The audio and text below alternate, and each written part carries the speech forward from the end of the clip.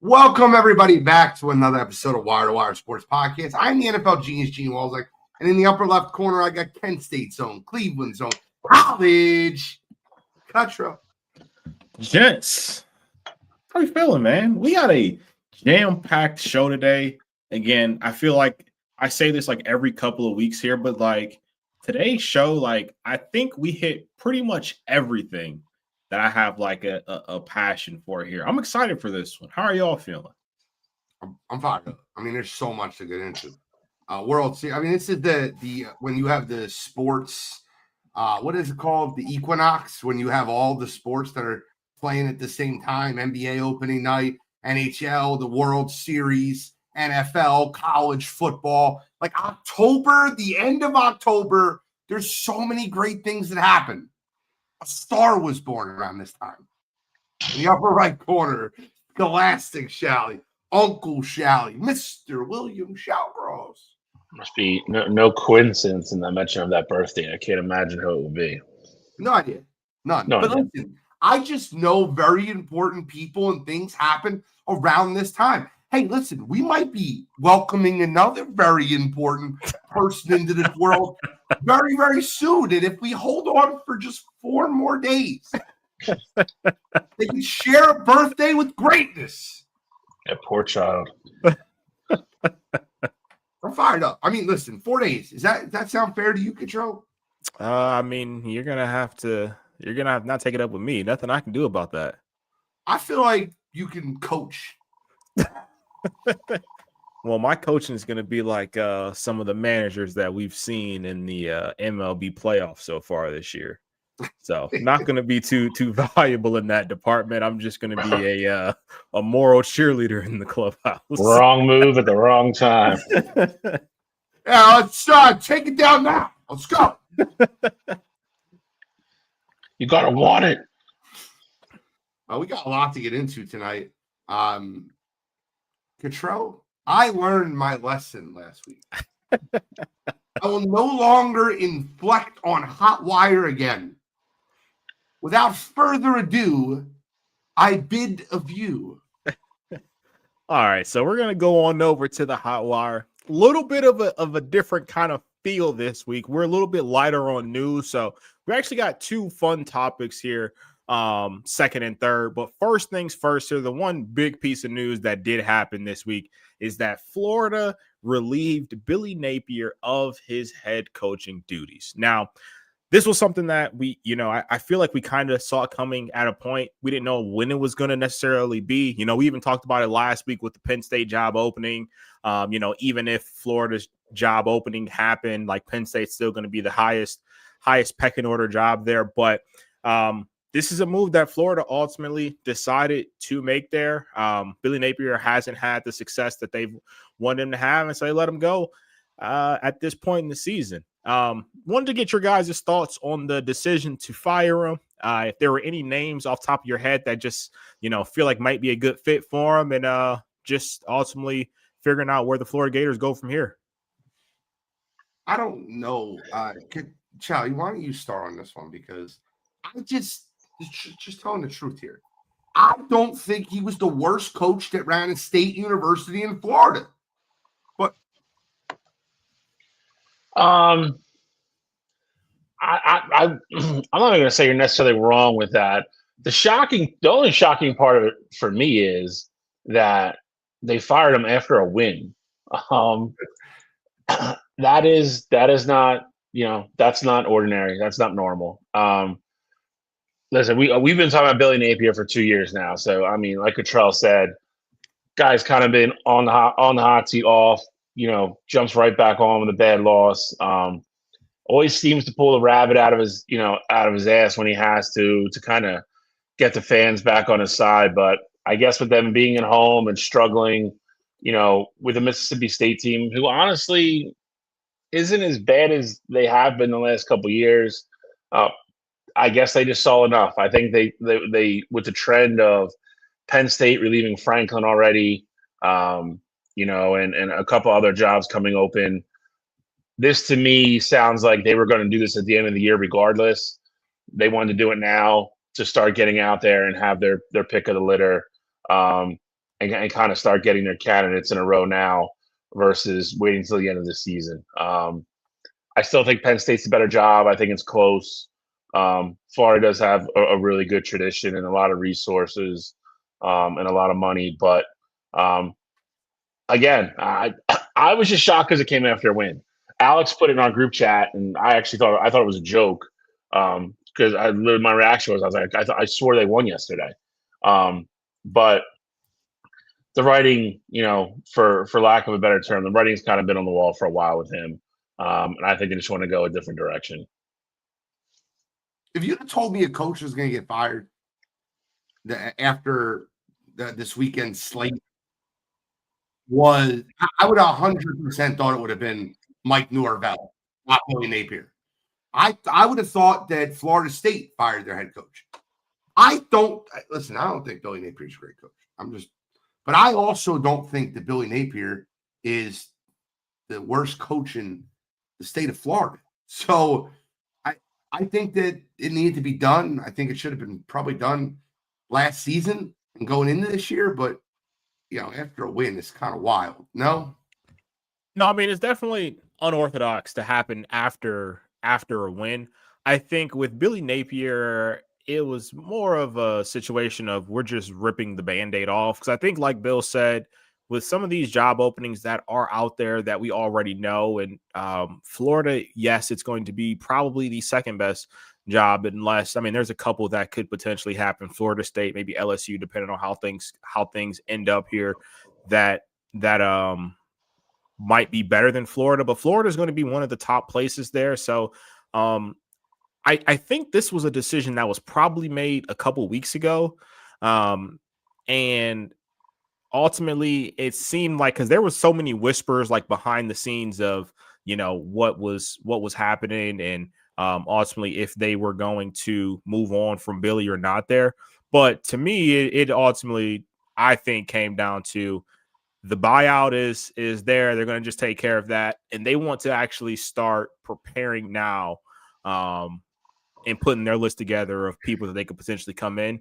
Because the Penn State job, while yes, it's a better job, I do think it's going to have different suitors for it because Penn State has the luxury of, if they want to go the veteran route and a guy that's proven, win now, as opposed to Florida, who can say, hey, we tried to get the up-and-coming guy. They may want to go the proven route as well, but I think their options would be a little bit more limited, as at Penn State, they'd have more of a pick of the litter. I could see Florida being a retread place.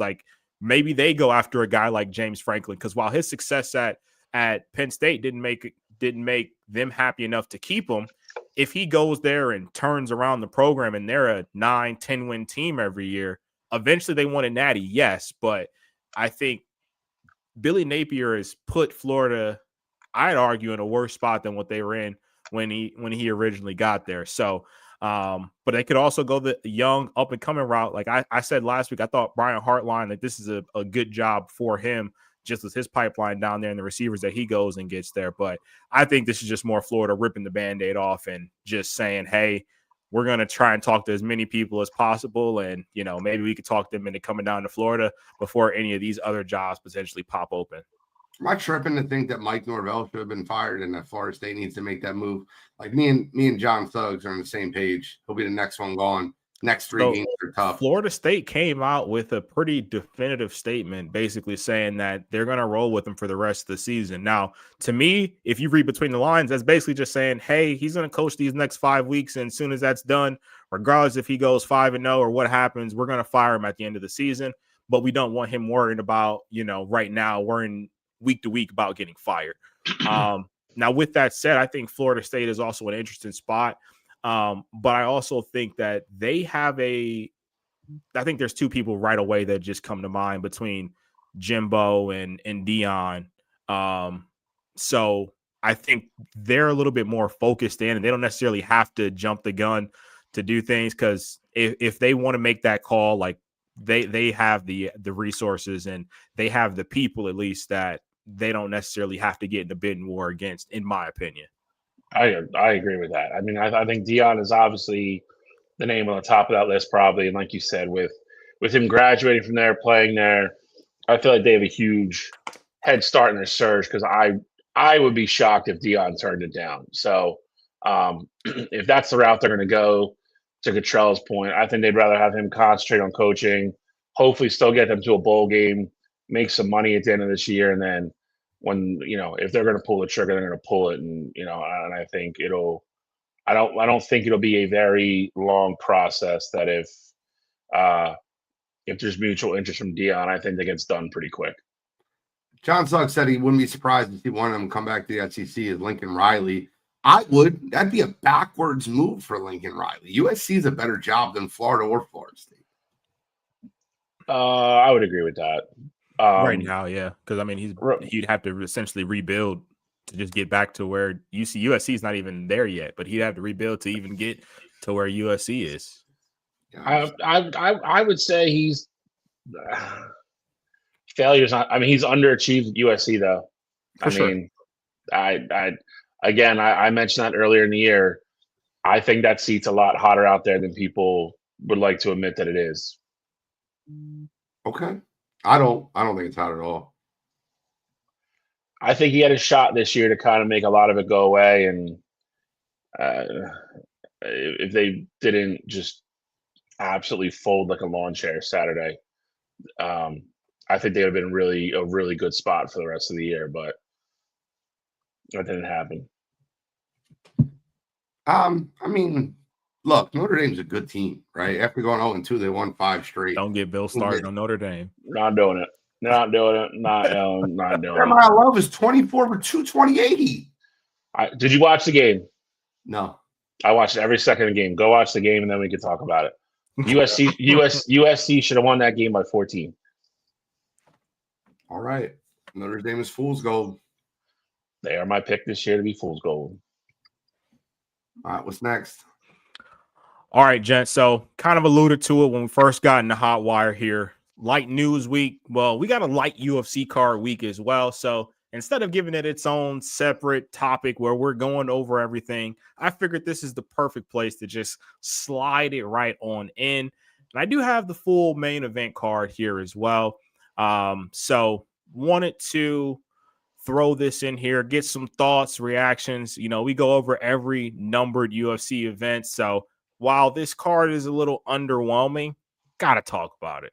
Underwhelming is an understatement. Look, I don't mean to be an asshole when I say this. Aspinall versus Gane, I think Thomas Aspinall runs through him.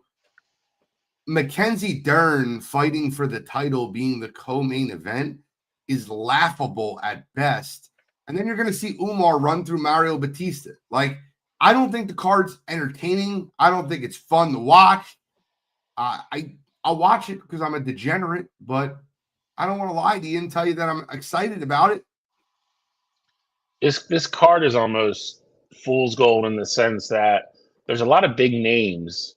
There's a lot of recognizable names, but like you said, I don't think any of these fights are good fights. I agree. I think Aspinall probably destroys Kane. I guess the ladies' fight could be interesting. And then obviously Nurmagomedov is just going to destroy Mario Batista. So it's, again, on paper, you look at it, you're like, there's a lot of like big name fighters on this, but then these aren't going to be good fights. Listen, you guys always talk about this because I get very interested and I talk about ladies' fights all the time, and I've seen a lot of Mackenzie Dern fights. I don't want to be an asshole when I say this. I don't even know who Virna Jandiroba is. I don't even know who she is. I don't think I've ever seen her fight. She's ranked higher, which is even crazier. Cottrell, help me. Help me. I don't know. Who is this woman? I mean, I watch UFC. We talk about every card. I don't even know who she is. So she is, I don't want to say like she's mid, but like she's an up and coming. She's won her last few fights. Funny enough, I'm almost positive Mackenzie Dern already has a win over her on her resume in the UFC. 5 years ago. Yes. But you have to also realize that Wei Lee is the reason we are in this position. Not her actually. Like, I'm not putting blame on her, but like she held down this division to where it was like, all right, who are we looking at now to see who Weili is about to dominate at this weight class? And so now that Weili is moving up to take on Bullet, she had to vacate her title. And so that's why we are ultimately in this position here. Ultimately for me, I like Mackenzie Dern to take care of business in this fight. It's kind of wild because as much as I like Mackenzie Dern, you guys know I'm a Mackenzie Dern fan. Never thought that she'd actually be a champion, but for her to be in this position and to be going up against somebody who she's already beaten before and potentially become a champion, it's kind of wild. And I kind of let you know where the strawweight division is there. But I think this is a 5-round fight all day long unless Mackenzie Dern can find a way to submit Verna early. I don't want to sound rude when I say this. I've watched so many Mackenzie Dern fights because, you know, she's put on the main card a lot. She's constantly put on the main card. I don't like, what is her signature win? Is it Amanda Ribas? Like, what is her signature win? I don't know how this is a title fight. I don't mean to be rude. But the question is, who else do you throw in there? Like, that's the issue. Like, do you throw in people that Weili is like recently beaten? Yes. If they're better, yes. Am I wrong? I don't know. I don't know. I don't know who you throw in there. Maybe Jan. Tatiana Suarez. Well, whatever. I really don't have much else. I would have, you know, Nine Yan and Tatiana Suarez would have been a better fight. So you rolling with Dern then to take the belt? Mackenzie Dern, sure. I don't know who the other girl is.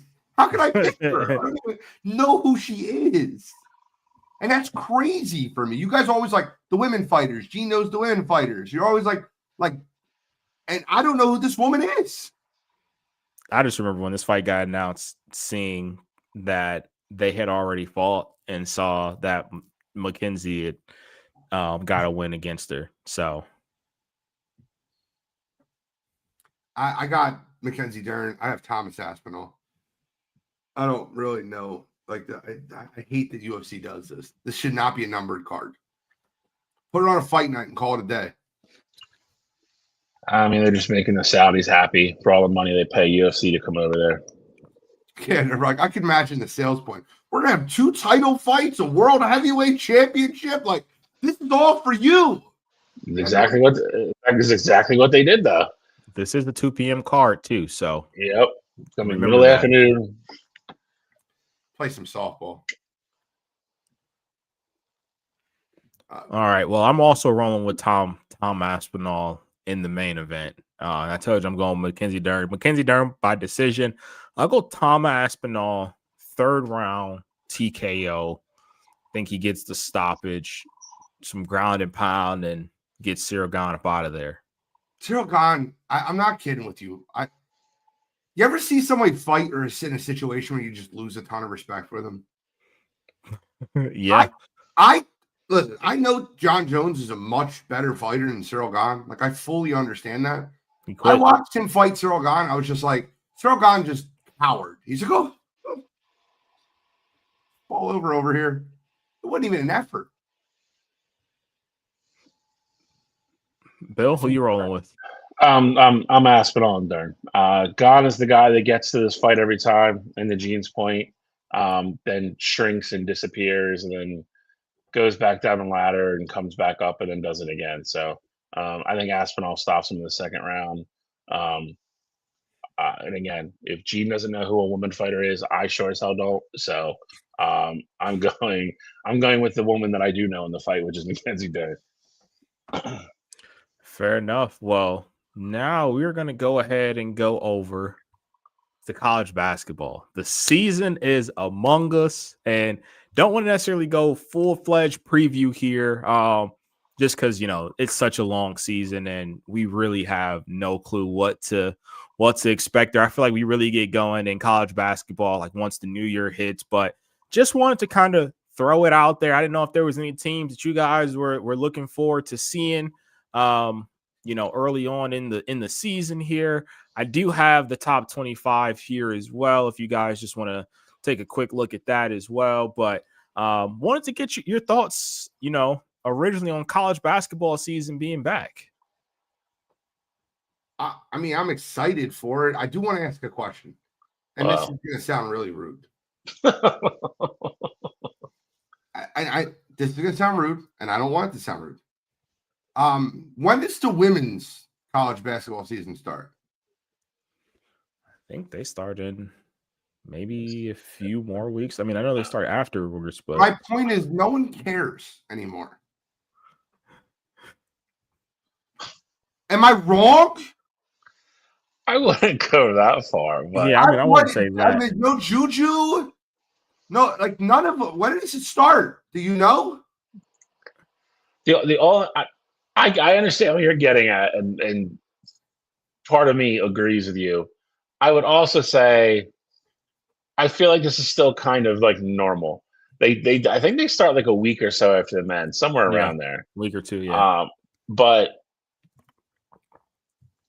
minus the last 2 years with who's been in there, the kind of lull and calm before the storm is very normal for the women's game. I also think part of it too is like, yes, to your point, no juju, like, of course that hurts. Like, no juju not being there. Obviously, Paige isn't there. You don't have Caitlin there. You don't have Angel. Like the faces that you saw, like they're no longer there. But I also think though, the men's side of it, you just always have so many memorable players coming in, making the transition from high school. So like Debansa at BYU, you got Boozer at Duke, like all these kids you hear about throughout the high school All-American game, playing for Team USA early on, like things like that. I feel like it's different for the women's game because on the women's side, like unless you are that, Paige we've heard about since she was in high school. This is not the point, Jory. I talk about women's basketball as much as anybody. My point is there's no hype behind. I understand that you watch it. My point is there's no hype behind any of the players. You're making it like the only player I know in women's college basketball is Juju Watkins. That's not what I'm saying. I know Lauren Betts. I know plenty of players in women's college basketball. The point is not that. The point is there's no hype behind it at all. I think the bigger thing is that the women make the names of themselves from the game in itself. Like once the season gets going, you see players balling out. Like of course, there's storylines that I want to follow. I want to see Malaysia Fulwiley at LSU, and I want to see when she plays, like she goes back to South Carolina and plays against Dawn, like what that ultimately looks like. Like I want to see what Sarah Strong and AZ Fudd look like without a true point guard at UConn with Paige, being gone from that squad. So like there's storylines there, of course, but I think with the women's side, you start getting more engulfed in their spot when you have the big time matchups or you have the 35, 40-point games, as opposed to the other side, like just kind of where we are right now. You see all of them. Like AJ was on First Take a couple months ago, just talking about his commitment going to BYU, or Cam Boozer, like his dad played in the league and is on, ESPN and talks about games and things like that. So I just think it's different from the men's side to the women's side. Once the season actually picks up and you start seeing the performances, I know the women's basketball side will have all the traction. Players. It's not marketed. I don't think that anyone's understanding what the hell I'm talking about. It's not. They have marketable players that aren't being marketed. For sure, they do. But who watched them last year? So they have. Hidalgo fell asleep. She's still there.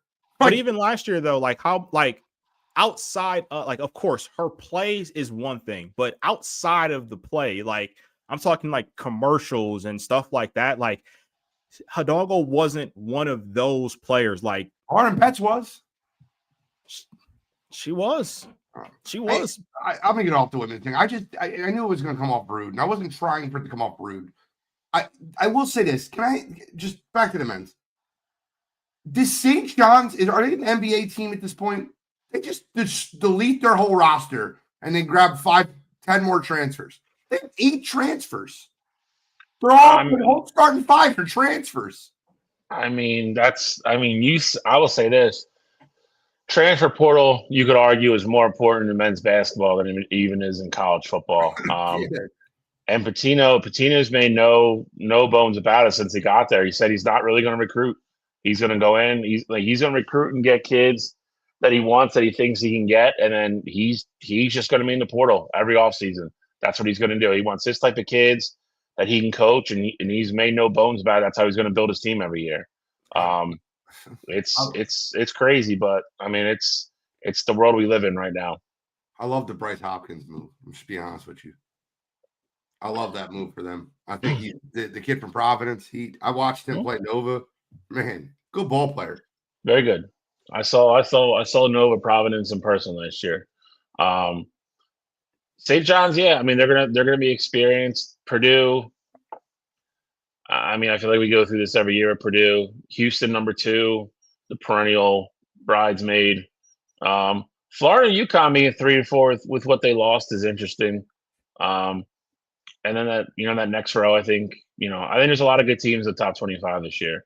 I think some of these teams will be a lot better, obviously, at the end of the year they are now. But I think men's college basketball is going to be pretty much wide open. I think kind of like it was last year. One of the teams I want to look out for this year, and I know they're only ranked 12, is UCLA. I love Donovan Dent, and I think that he's a guy that can just change the way. I think that Donovan Dent coming to UCLA and running that offense, I think he will absolutely change the course of UCLA basketball. So I look out for Donovan Dent. I look out for UCLA. That's the team I'm looking out for. I'll give you a sneak peek. They're an early Final Four team for me. We'll do the full preview next week. I'll say for me, I mean, I've been talking about him. I think Duke has probably the best freshman in the country in Cameron Boozer. I like Duke. I like BYU. AJ being there. They got Rob Wright from Baylor out of the portal, a guard that has experience. Like I think that's going to be really good for them. I also like number 19 Kansas. They got Darren Peterson, who I know I just said that Cam Boozer was the best freshman in the country. Darren Peterson is right there with them. And then another team that, not necessarily on here, I think kind of cleaned up in the portal that I think can be a sneaky good team is Kansas State. Getting PJ Haggerty, probably for my money, I'd say pound for pound best player from the transfer portal. And they also picked up Nate Johnson out the portal there as well. I think Kansas State has the opportunity to surprise a lot of people and, end the season top 25 and be a tough outcome tourney time. Tennessee is also going to win a lot of games. Kobe Gillespie being there is, you'll see. Yeah, I mean, listen, I think the intriguing thing is, and we already mentioned a bunch of them, is how some of these teams are going to take the step from losing, their best players from last year. Like Duke, what does life after Cooper look like? You just mentioned Tennessee, who relied on those 2 guards forever. How fast do they rebound and rebuild? Kansas, same kind of thing. They lost their 2 best players. It's going to be interesting how fast those teams can come together and kind of get moving. And the John Suggs, yeah, I think Hubert Davis is absolutely on the hot seat. I don't think this kind of warm, kind of weird thing they have going on in North Carolina is going to be able to last too much longer. I think a lot of people in North Carolina maybe thought, Duke wasn't going to kind of stay where they were with their hire, and that's obviously not the case. So UNC's got to get their shit together, and they got to do it quick. All right, we'll do a full preview next week. Yeah. I think the other thing that helps the men's game is too, to go back to your other point, they have all the preseason crap. They have the Maui, they have the Battle of Atlantis, they have all that stuff. Like UConn's going to open up probably against Southwest Connecticut State and win by 92. I think it's that part. It's easier for people to get into the men's game because at 11 o'clock at night they can turn on and watch Duke versus Kansas in Hawaii, and it's like, oh, this is a big time game already. Bang.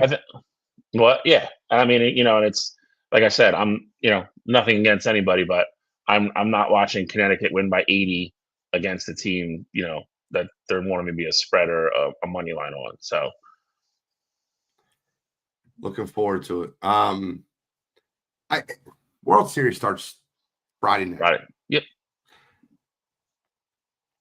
I remember being on the show last week, and Cottrell gave them the highest percent chance to come back with Toronto. We basically, I think you said 20% too, Bill. Yep. Give them a 10% chance to come back. Down 0-2, losing their first 2 games at home. And then they took control of the series to tie it up at 2, winning both in Seattle. And then Seattle, a couple big hits. Won them game 5. They went up 3-2, going to Toronto. Game 6 was pretty handled by Toronto. In game 7, you're like, all right, Toronto has control again. Toronto doesn't do well with control. So Seattle goes up 3-1. Dumper hits another home run. Julio hits a bomb.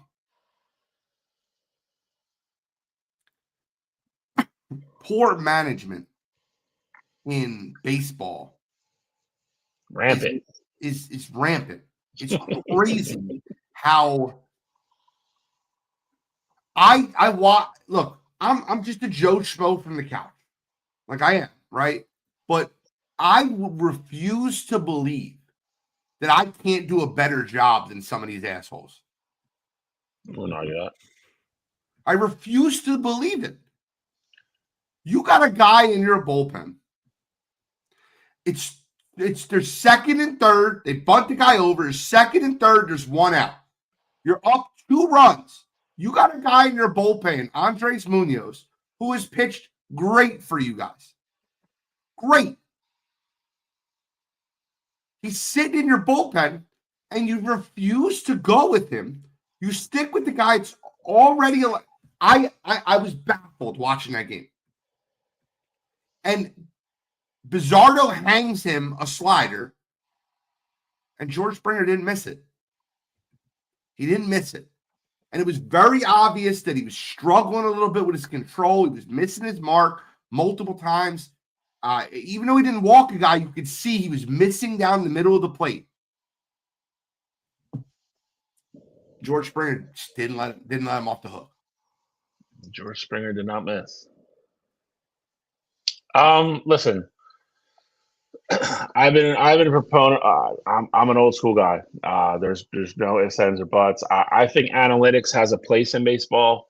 I think in a lot of areas and a lot of situational baseball, it's overtaking the spot of the manager having a feel for what's going on in the game and what he should do, a gut instinct, and or just going with what they've gone with all year. To your point, it's one of my biggest gripes with Rob Thompson, the Phillies. You see him sit on that top step, and he just flips through the binder all the time, and you can tell what's coming. And a lot of times it's wrong.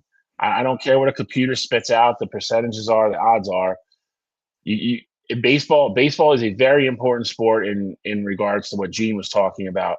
You have to trust what your eyes are seeing. And if you have a guy that's like, okay, not walking anybody, but he's not sharp, you're running the risk of him overthrowing a splitter and leaving it, dick high in the middle of the plate and a guy hitting it over the fence. Like you have to be able to have a feel for the game, the feel for your players, and the feel for the situation. And I think there's too many new school managers in the game right now that don't have it.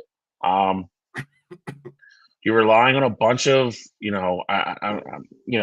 relying on a bunch of younger kids running simulations through computers and giving you a printout saying this, and this. Is it going to be right sometimes? Sure. But that stuff can't, to get back to Gene's point, those computers can't predict emotion. They can't predict nervousness. They can't predict any of that stuff. There's no room in their model for that. And again, if you're a manager and you're sitting there and you're watching him either overthrow or just miss spot pitch after pitch after pitch, he wasn't comfortable. And you saw he threw the first one outside, missed, came back with the same exact pitch, middle in. Major league players are not going to miss that pitch most of the time. They're not. and he made him pay. And it sucks. It was a great series. It was absolutely fun to watch. And Seattle was 6 outs away from the World Series, and I think you have to put a lot of it. I think that manager has a lot of hard questions to answer, and I think the criticism is deserved. You're not kidding. As for the Blue Jays versus the Dodgers, Control, I look at this matchup as if the Blue Jays are a good hitting team, but not as good as the Dodgers. The Blue Jays are a decent pitching team, not even close to the Dodgers. The spread on the series is Dodgers minus 1.5. I think that's a layup. It's a lock. The Dodgers, this series ain't going 7. Are you out of your mind? The Dodgers have arms on top of arms on top of arms. They can throw anyone from Snell to Yamamoto to Ohtani to Glass now. They got guys coming out of the bullpen throwing 100 miles an hour. How does Toronto keep this a series? Honestly, this is going to sound so basic and such a duh comment. The way Toronto is going to have, if they want to win the series, the way they're going to have to do it, they're going to have to score more runs than the Dodgers. Like that, not just in the literal sense, but I'm talking 5-6 runs a night. I'm saying that this is a Blue Jays team that is going to have to put runs up on the board. They cannot go into games and go ultimately to, trying to win a 3-2 game with the Dodgers. That's not going to work in this series, especially if the Dodgers pitching staff, you don't want them in a situation where, Glasnow is going 8 or Snell is going 8 or Yamamoto is going 8. You do not want that to happen. And if that does happen, you're going to find yourself in a lot of trouble. So for me, I think it's going to be for the Blue Jays, their blueprint ultimately is make sure the Dodger starters don't go past 5. If they go 5, cool. But once you get into that Dodgers bullpen, that is where there are chinks in the armor. And yes, the closing side of it, you get into the 8th or 9th, I get it. Their closer has been lights out so far this postseason, but you want to get into the bullpen as early as possible. So I think that for the Blue Jays to have a ton of success here, they want to get runs up and they want to try and get the Dodgers starters out of the game as early as possible. I will say this. I knew what you were getting at the whole time. Your last sentence is the important part. I think that's how they stay in the series. If Toronto can hit early through innings 1 through 5 and not let Dodgers settle in and just run all those starter after starter after starter at them, get some of those guys out of the game and get into the bullpen, that's how they can steal a game or two and make this interesting.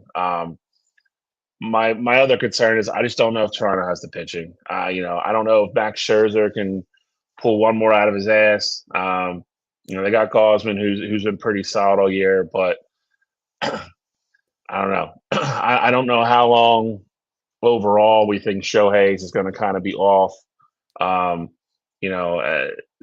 These guys have all been here, done it. It's going to be a lot for Toronto. I think they're fighting an uphill battle. I don't think it's impossible by any means. I think Toronto is definitely one of those teams that when they get momentum, they can roll. They can start rolling over people. But I think it's definitely the Dodgers series to lose, unfortunately. No, they can't, Alex. Me and you will disagree. You can have Luisa Reyes or Purple Haze, the Blue Jays, Dodgers in 5. You gotta also remember Alex is a San Francisco Giants fan. So anytime he gets an opportunity to try and bring down that Dodgers team, he's definitely going to take it. I think 2022, Alex. I know Max Scherzer turned back the hands of time for one game. Don't expect it again. I know Shane Bieber pulled back the time that he was the AL Cy Young in 1997. This ain't the same Shane Bieber. Knock it off. Alex, I'm already on to you, man. I know how you get down. There's always an agenda behind. If Alex says something that doesn't make sense, there is some sort of agenda behind it. You just got to find the missing puzzle pieces to put it together. It's true. Alex is like one of those movies that like starts at the end and then goes back and shows you how you got there. Like that's Alex's. If Alex has a hot take, to Cottrell's point, that you just gotta sift through the fine print and just find out why. So, Gene, you got Dodgers in 5, though? Yeah, Dodgers in 5. I'm gonna go 6. I think Toronto does enough to sneak out 2, which would still cover the spread. I ultimately have to agree with you guys one way or another here. I'm leaning Gene's way. I'm gonna go Dodgers in 5. I just think this team is too loaded. And as much as I want to root for the Blue Jays, and I will root for them in the series, but I just think this Dodgers team is just too much. It could be Lawrence Betts, Mookie Betts, Ohtani Betts, like this in 5. Toronto wins no games. I just Dodgers in 5. That's where I'm at. I'm gonna get off the in 5 thing though. I just needed a couple times. Any other MLB talk? Who wins MVP? Oh, Jesus Christ. Shohei. If Shohei gets a hit, he'll win MVP. I mean, it's you say that, but I mean, Freddie. Here, all right. So this is the debate we need to have because I know I'm going to get Shohei riled up, and I can't wait to. The greatest postseason performance in the history of baseball just happened last week. We've never seen it. 6 innings of scoreless ball, 10 strikeouts. His first swing was a home run. And by the way, he added 2 more to boot. 3 for 3, a walk, 3 home runs, 6 shutout innings, a win, 10 strikeouts. There's nothing better. Shohei, he's the greatest player to ever light them up when it's all said and done, and you know it and you hate it, and that's okay. None of that. I don't disagree with single game performance. I don't disagree with that at all. Nobody's ever done anything close to it. Okay. I'm saying this. You look at what he did the first series and what he did the beginning of this series. Like not pitching has been fine, but hitting, he was terrible. And he had that one game. That one game won him the MVP. That's all I'm saying. You're right. You're right about that. I'm not gonna lie to you. When he won the MVP, I was a little bit. That's all I'm saying. He was definitely batting. He was batting 1-something before that performance happened. That's all I'm saying. I'm not taking anything away from it. I'm not taking anything away from the game because I will not argue that's the craziest one game playoff thing that I've ever seen. And again, there's nothing you can compare it to it even back from the 40s, 50s, and 60s or anything like that. So I will 100% give him his credit for that. I'm just saying up until that, he had no business being in that conversation. If Ohtani did put money on the Blue Jays, though, we are in trouble.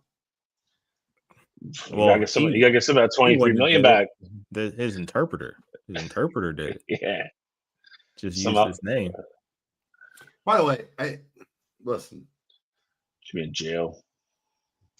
I don't know. We don't know, but you're right. I don't know, but I this is here. Let me tell you the things I do know. It's the fastest closing federal betting RICO case to ever close ever. And the guy went from getting 20 years to 5 years, and he was thrown in jail and gone all in the course of 3 weeks. That's never happened in the history of this country ever. That's all. Meanwhile, Clase and Luis Ortiz, this case is still open, and we have no clue. We're not quite sure about that yet, but that's a different thing that happened. Yeah, because Shohei put another $23 million in that guy's bank account to say I did it and plead guilty, and he's gone. And no, I know. 5 years from now, we'll never talk about him again. One of the let's just say Shohei did what you said, and he bet on baseball. The other one affected baseball bets throughout the masses. So, what Clase did was, hey, first pitch of the second inning, I'm throwing a ball. Like, just bet billions of dollars on a ball. That's what's going to happen. So you're right, and it's not right. And I'll say this though: whether you rob one bank, you rob 5 banks. It's the same. It's the same. You're a bank robber. It's the same charge. You're a bank robber. So if I bet on my team to win, I play my ass off and bet on my team to win. You are banned on baseball forever. 100%. It's bad. That is not the same thing as I'm going to throw a game and destroy the integrity of the game. My point is that I get what you're saying. One is worse than the other, but at the end of the day, you are banned from baseball for life by doing the same rule. I agree with you. I agree with you. I agree with you. The semantics of it, you're 100% right. If you're betting against your team, not only you're breaking the rule, you're a scumbag. But even if you're betting it to win, you're still breaking the same rule. I get what you're saying, and I don't disagree with you. Okay. Just making sure. Same. All right. Doesn't mean that one should go by quicker though, as far as judgment or figuring out what the hell is happening. I mean, there's no other people involved in the other one. The bookie, Otani's bookie or whatever, his interpreter was just like, man, I did it. It was me. The fall guy. Listen, somebody went to Chris Carter's class. I was waiting to see when it happened. Somebody went to Chris Carter's class. That guy's going to get out of jail in 4 years. He's going to live the rest of his life in luxury. Yeah, in a mansion. Yep, nobody's going to give a shit. He's right now. The jail he's in is not a real jail. They got him in a Club Med. Yeah, he's in a white collar jail. All right, let's move on to some football. We doing football? We should do trivia. Well, no, let's do football, and we'll do a recap. Then we'll do trivia, and then we'll do pick'em. This way, it stays on track. I'm saying we just get trivia out of the way. Then we don't have to interrupt football. Gene's big on 8 o'clock trivia. Yeah, I am. I know. 8 o'clock trivia. All right. Well, wait. I'm just saying. We'll do trivia. I hate interrupting segments. That's all. That's fair. We'll do trivia. All right. Well, we're sticking with baseball, gentlemen. All right, I gotta flip this over. Comments off. I'm good. I just make it very clear.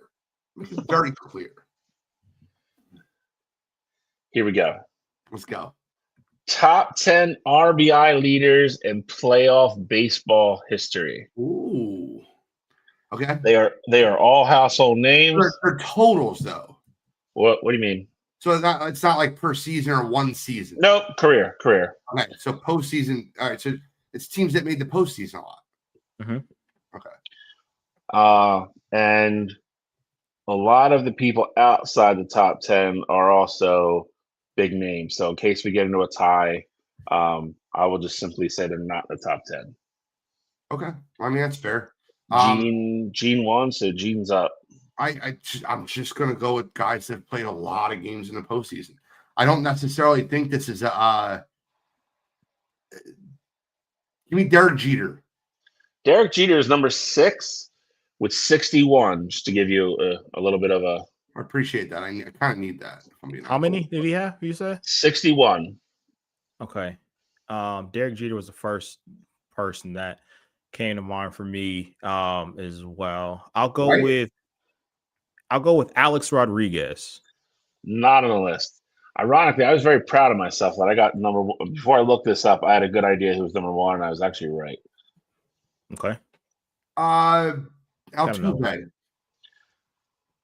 Cheater Altuve is number 7 on the list at 56. All right. By other guests outside of A-Rod, I was going to go with Albert Pujols. Albert Pujols is number 9 with 54, 2-1. Mr. October. Reggie Jackson is not in the top 10. How? In what world is he not in the... I'm gonna go with Manny Ramirez. Manny Ramirez is number 2 with 78. It's actually 3-2. Reggie is tied for number 10 with 48. Thank you. Sorry, 3-2. You're fine. But Manny's number 2 with 78. Well, if Manny's 2, then we got to go with Big Papi. Big Poppy is number 5 with 61. You're welcome. 4-2. I'm not gonna lie to you, bro. If you didn't say Manny, I wouldn't have thought of Big Poppy. Swear to God. When you said Manny and Manny was number 2, I'm like, oh shit. I just, Poppy Manny, yeah. Get it? Oh, they made the playoffs enough.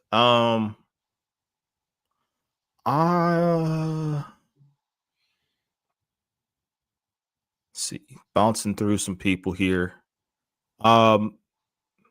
Screw it. He played long enough. I'll go Barry Bonds. Not on the list. How old is this like the history of baseball? Yeah, but I will tell you. Like, I don't know if RBIs were like a huge stat in the 1920s. Reggie Jackson is the oldest person on the list by a mile. Okay.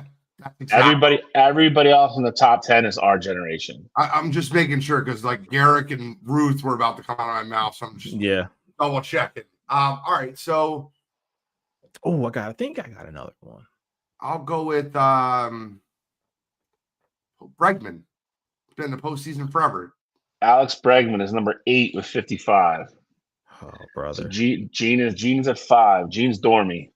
I'm gonna go with a guy who played a ton of years. I'm gonna go with Miguel Cabrera. Not in the top 10. Gene can wrap it up right here. Well, I'm just gonna go another Astro. Am I? Do I want to?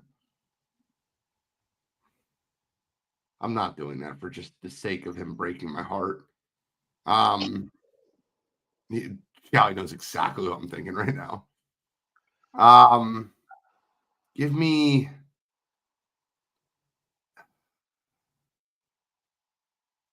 teams that play in the postseason all the time.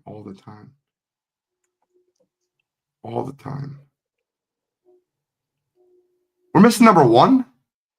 Yeah.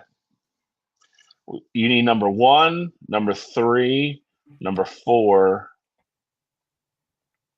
Wait, it's 5-3? I think it's 5-3. Well, there's 2 guys tied for 10, so it's 5-3. Okay, I got another one. So we need 1, we need 3, 4, and the other guy that's tied for 10. George Springer. Not in the top 10. Freddie Freeman. Not in the top 10. What? Mookie Betts. Not in the top 10. Am I going to have to do this? All right, let's go through some people here. You know exactly where I'm at, Joe. I do.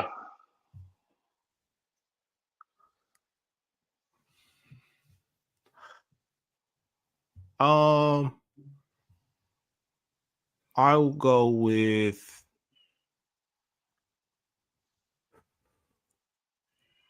this is tough.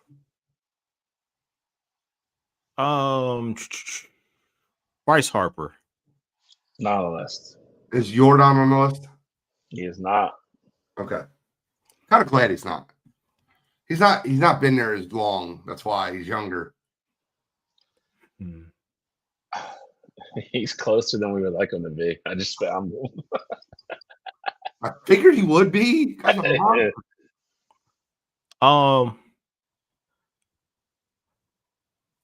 many games. He also played with the Dodgers for a bit. I'll go Chase Utley. Not on the list. Do you want hints? Yeah, sure. Number one was teammates with somebody else that was already a correct answer. Okay. Number 3 is, you can say the same for number 3. Number 4 is the toughest one in my opinion, but he played for 2 of the teams that were already mentioned on here. Number 10, I don't know how to give a hint for him without giving it away. Give the years that he what was the time frame? Who? About number 10. You said you don't want to give it away. Just give us a roundabout time frame. He's still playing. Very much. I would say still okay. All right. That's enough. Still playing is enough. I'm gonna go with one of those Yankees teams. It's gonna be Paul O'Neill. Paul O'Neill's not on the list. All right, who's? I'm interested on the still playing one. I'm thinking of those '90s Yankees teams. I feel even more better about myself that I knew this before I ever looked it up. Now that you two are struggling. Good. Oh, I have one. 100%. I have one. I'm gonna go.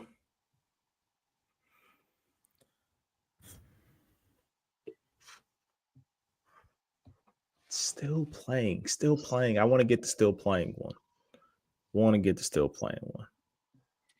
I think there's more than one that are still playing. 10 is still playing. Number 3 is still playing. That's it. The other guys are all retired. Yeah, I'll go 3. I'll go with Giancarlo Stanton. Oh, you bastard! That's exactly what I was going with. Not in the top 10.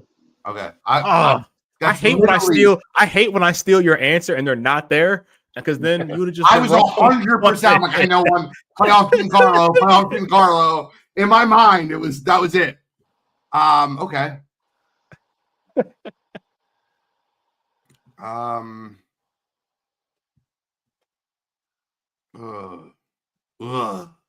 Dustin Pedroia. Not in the top 10. Probably a bad guess.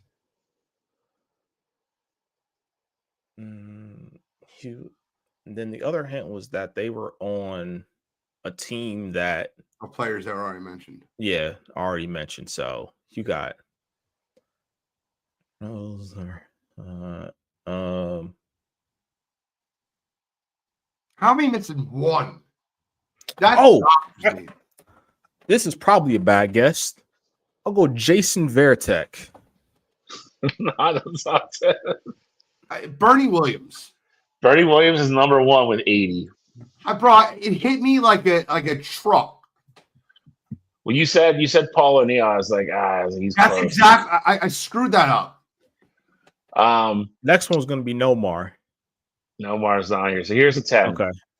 Bernie was number 1 with 80. Manny Ramirez 2 with 78. Carlos Correa number 3 at 63. Never would have got that. Number 4. I was thinking about that. Number 4. When you guys kept saying the Astros, I was like, how the hell is somebody guessing Correa? Number 4. This is the toughest one by far. David Justice was 63. Wow. I swear to you, I was thinking Old Man Justice. I swear to you. Big Papi and Jeter were tied at 61. Altuve at 56. Alex Bregman at 55. Pujols at 54. And tied for 10th was Reggie Jackson and Gene's boy Corey Seager. Bro, look at this. John Suggs, Jeter Ortiz, Pujols, Altuve, Correa maybe. I love that. Big Papi, Bregman, Barry Bonds, Chipper Jones. Good guess. Chipper Jones is one. Chipper was Bernie Williams. I wish I would have got that earlier. Old Man Justice, Bernie Williams, Goldie. I said Reggie Jackson. He was 10th. Chipper Jones. Yeah. Chipper was 13th with 47. Yeah, who was like 11 through like 20 if you have Oscar that. Posey is a great guess.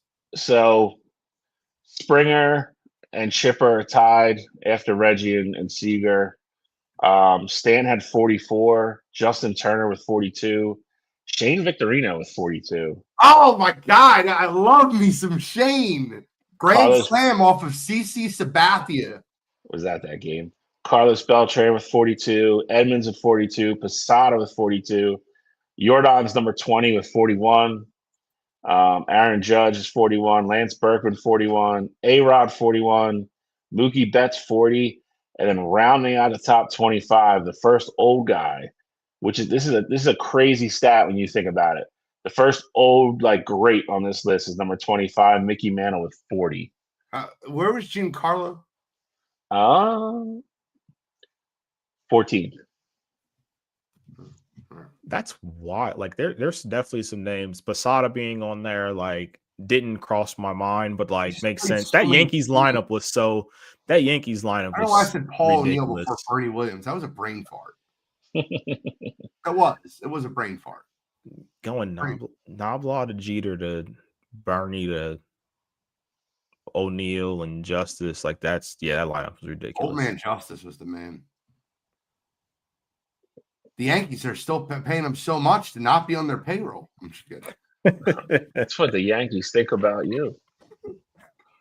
You ever hear him talk about that? Who? Which one? David Justice talk about Moneyball? He's not like the hugest fan of it.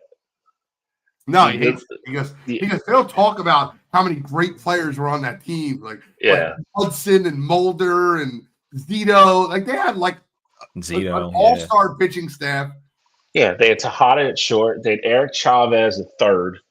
But that's not good cinema. That's not good cinema if you Carlos put it that way. Carlos Pena first. Yeah. Could you imagine like that if that didn't work out and you're explaining to the Oakland A's fans that you traded Carlos Pena to start Scott Hatteberg? Like think about that in the future. By the way, if y'all can't tell, I'm rocking a little City of Rockville. Yeah, the Peaches. All right. NFL. Funny you brought that up. I actually read an article about that movie the other day. It was actually it was really cool because it was like the 30th anniversary of the release date or whatever. And somebody did like a whole thing because they filmed like most of that movie in like this little town and like how everybody interacted with like all the stars and everything. It was really cool. It was a really cool article.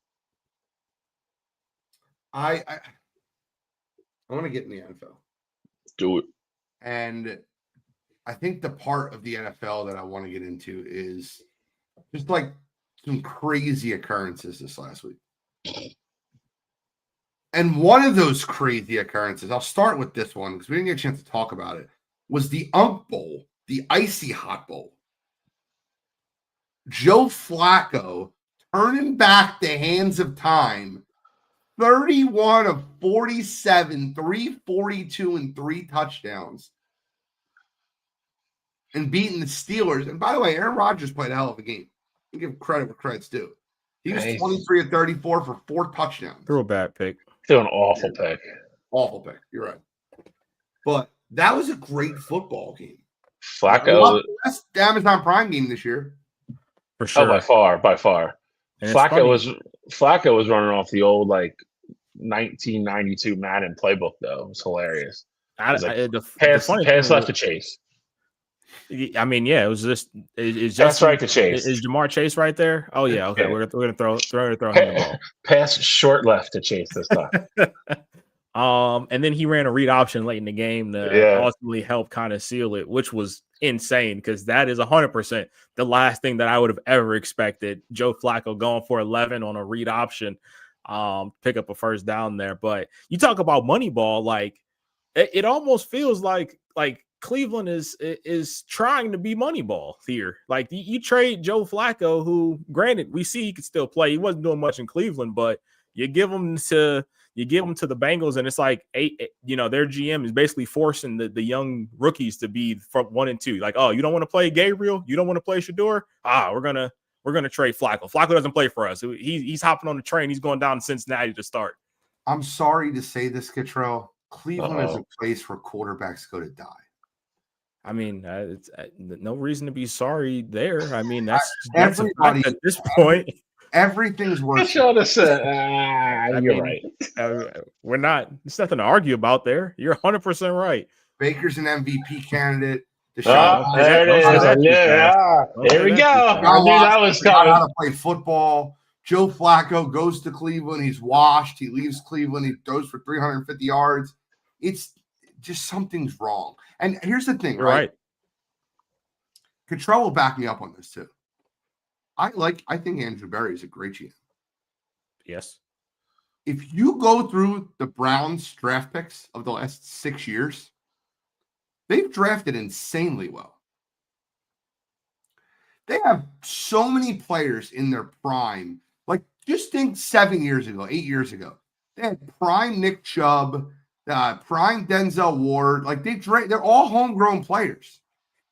That offensive line, there's 2 or 3 all pros on that line. It's just the quarterback position that seems to be the issue. So maybe Dylan Gabriel, maybe Shedeur Sanders. I don't know. But that defense at home, it almost feels like I would never want to play Cleveland in Cleveland right now. How realistically at this point? And again, I think you need to give him his flowers, like you said, for drafting. But I mean, he also had a hit in this enormously horrible trade. Yeah. How far back has Deshaun Watson set this team now? I mean, it is definitely a great length back there, but even still, like, of course, it was a swing, it was a miss. Like, you get an F for the grade there, but like, I can't fault him for making that move. Like to Gene's point, you have all these guys, you win a playoff game with Baker, you ultimately lose to the Chiefs and Chad Henne there in the second round, and you say, hey, like, this is a roster that's good enough to potentially compete for a Super Bowl. And Deshaun Watson, whether you like him, don't like him, you know, all the stuff that he's done off the field and all of that, like, at the time was a bona fide top 5 quarterback in football. There was a reason why 14 teams wanted to go after him, and obviously it didn't work out there for him. But like, I can't fault him for making the swing. Of course, I wish it would have turned out differently there. But like, it to me, I thought that's a move to go win a Super Bowl, as opposed to, oh, we're going to be content just making the playoffs because we've stunk for the previous 28 years. Like, I would hate to be a fan of a team that is content with just making the playoffs and that being it. That's always my only pushback on this, though. Like, if he had got suspended for a year and he was coming off that crazy year where he was running for his life every play at Houston and making these crazy plays, and then doesn't get suspended, and you trade for that guy, it's a no-brainer. I get it. But when you take a guy like that and now he's sat out for a year, and now you've obviously discovered he has weird fetishes, character issues, whatever you want to call them. That is where my pushback is. Like, nobody at that point, like, I feel like everybody was like, oh, like you said, there was other teams that wanted them, so like, we should want them too, and like, now we'll overpay for them. Like, that, at some point, to both your points, we have all this like young nuclear core, like of all these really great young players. Are we 100% sure this is the guy? like after not playing for a year. And like I said, I think it's a completely, like, as a non-Cleveland fan, if he doesn't end up having the suspension and all the character stuff, I'd been like, that's a great trade you just guys made. You guys are Super Bowl contenders, putting him on that team. But that stuff did happen, and then you still attacked it the same way. And now it's a horrible backfire that is going to set you guys back money-wise and waste a lot of the time of this core. I don't think anybody can sit here and now he's going to come off 2 Achilles injuries. That you'll be lucky if he's a shell of himself. Like, he's never getting back to what he was or anything close to it probably now. The one thing that I want to say, because Gene, I do want to hear your thoughts on it too. And I didn't even think that this conversation would ultimately get here. To the flip side of that, though, is that you're looking at the AFC, like, and yes, Baker's been playing good football, and I know I was criticized. I didn't even want to bring Baker into it. I know, but I'm just saying, like, that was your alternative, like, of what you would have had there. So, by seeing what Baker can be, like, obviously he's turned a corner. Like, he's definitely a more mature Baker and now being in Tampa. But regardless of all of that, though, how comfortable would you have been knowing and seeing the AFC outlook when you know you have to go? Like, do you trust Baker to get through some variation of Patrick Mahomes, Lamar Jackson, Joe Burrow, and Josh Allen? That's what you had to look at. You had to look in the mirror and say, if that was going to, did you feel like you could get through that with Baker? Or did you say, hey, we need to get one of those guys to compete with, you know, the top 4 quarterbacks in all of football? Control, I've always said this. I'll say it again. I know a lot of great quarterbacks win Super Bowls. the way I build a franchise is the way the Eagles, the Browns, like the way a team that builds around their players and then has a quarterback that can get it done. I think if Baker Mayfield within that system that they have right now with that defense as good as it is, I think that team could be a Super Bowl team. I really believe that. I'm not like trying to be an asshole when I say that. I think that what you guys lose in paying a franchise quarterback, I'll put it this way, right? You can't pay the wrong franchise quarterback. Right. Like with Miami, they paid the wrong franchise quarterback, and now you see exactly where that leads you. Agreed. They have 4 edge rushers, no offensive line, and no money. It's crazy. But yeah, I would have had full confidence in Baker Mayfield. I thought it was crazy to hear Wait, go. Before I just want to ask one thing. Did they trade him or they didn't re-sign him? I can't remember. So they traded Baker because they traded Baker, I think, for a 5th after the Deshaun deal was done. But the problem was that Baker was playing out. He was on when they traded him. He was on they had picked up his 5th year option. Baker Mayfield was looking to become the highest paid quarterback in the NFL at the time, which I do think a lot of people forget. And at that time, Baker was good at best, but he was off and on. Yeah. I can't.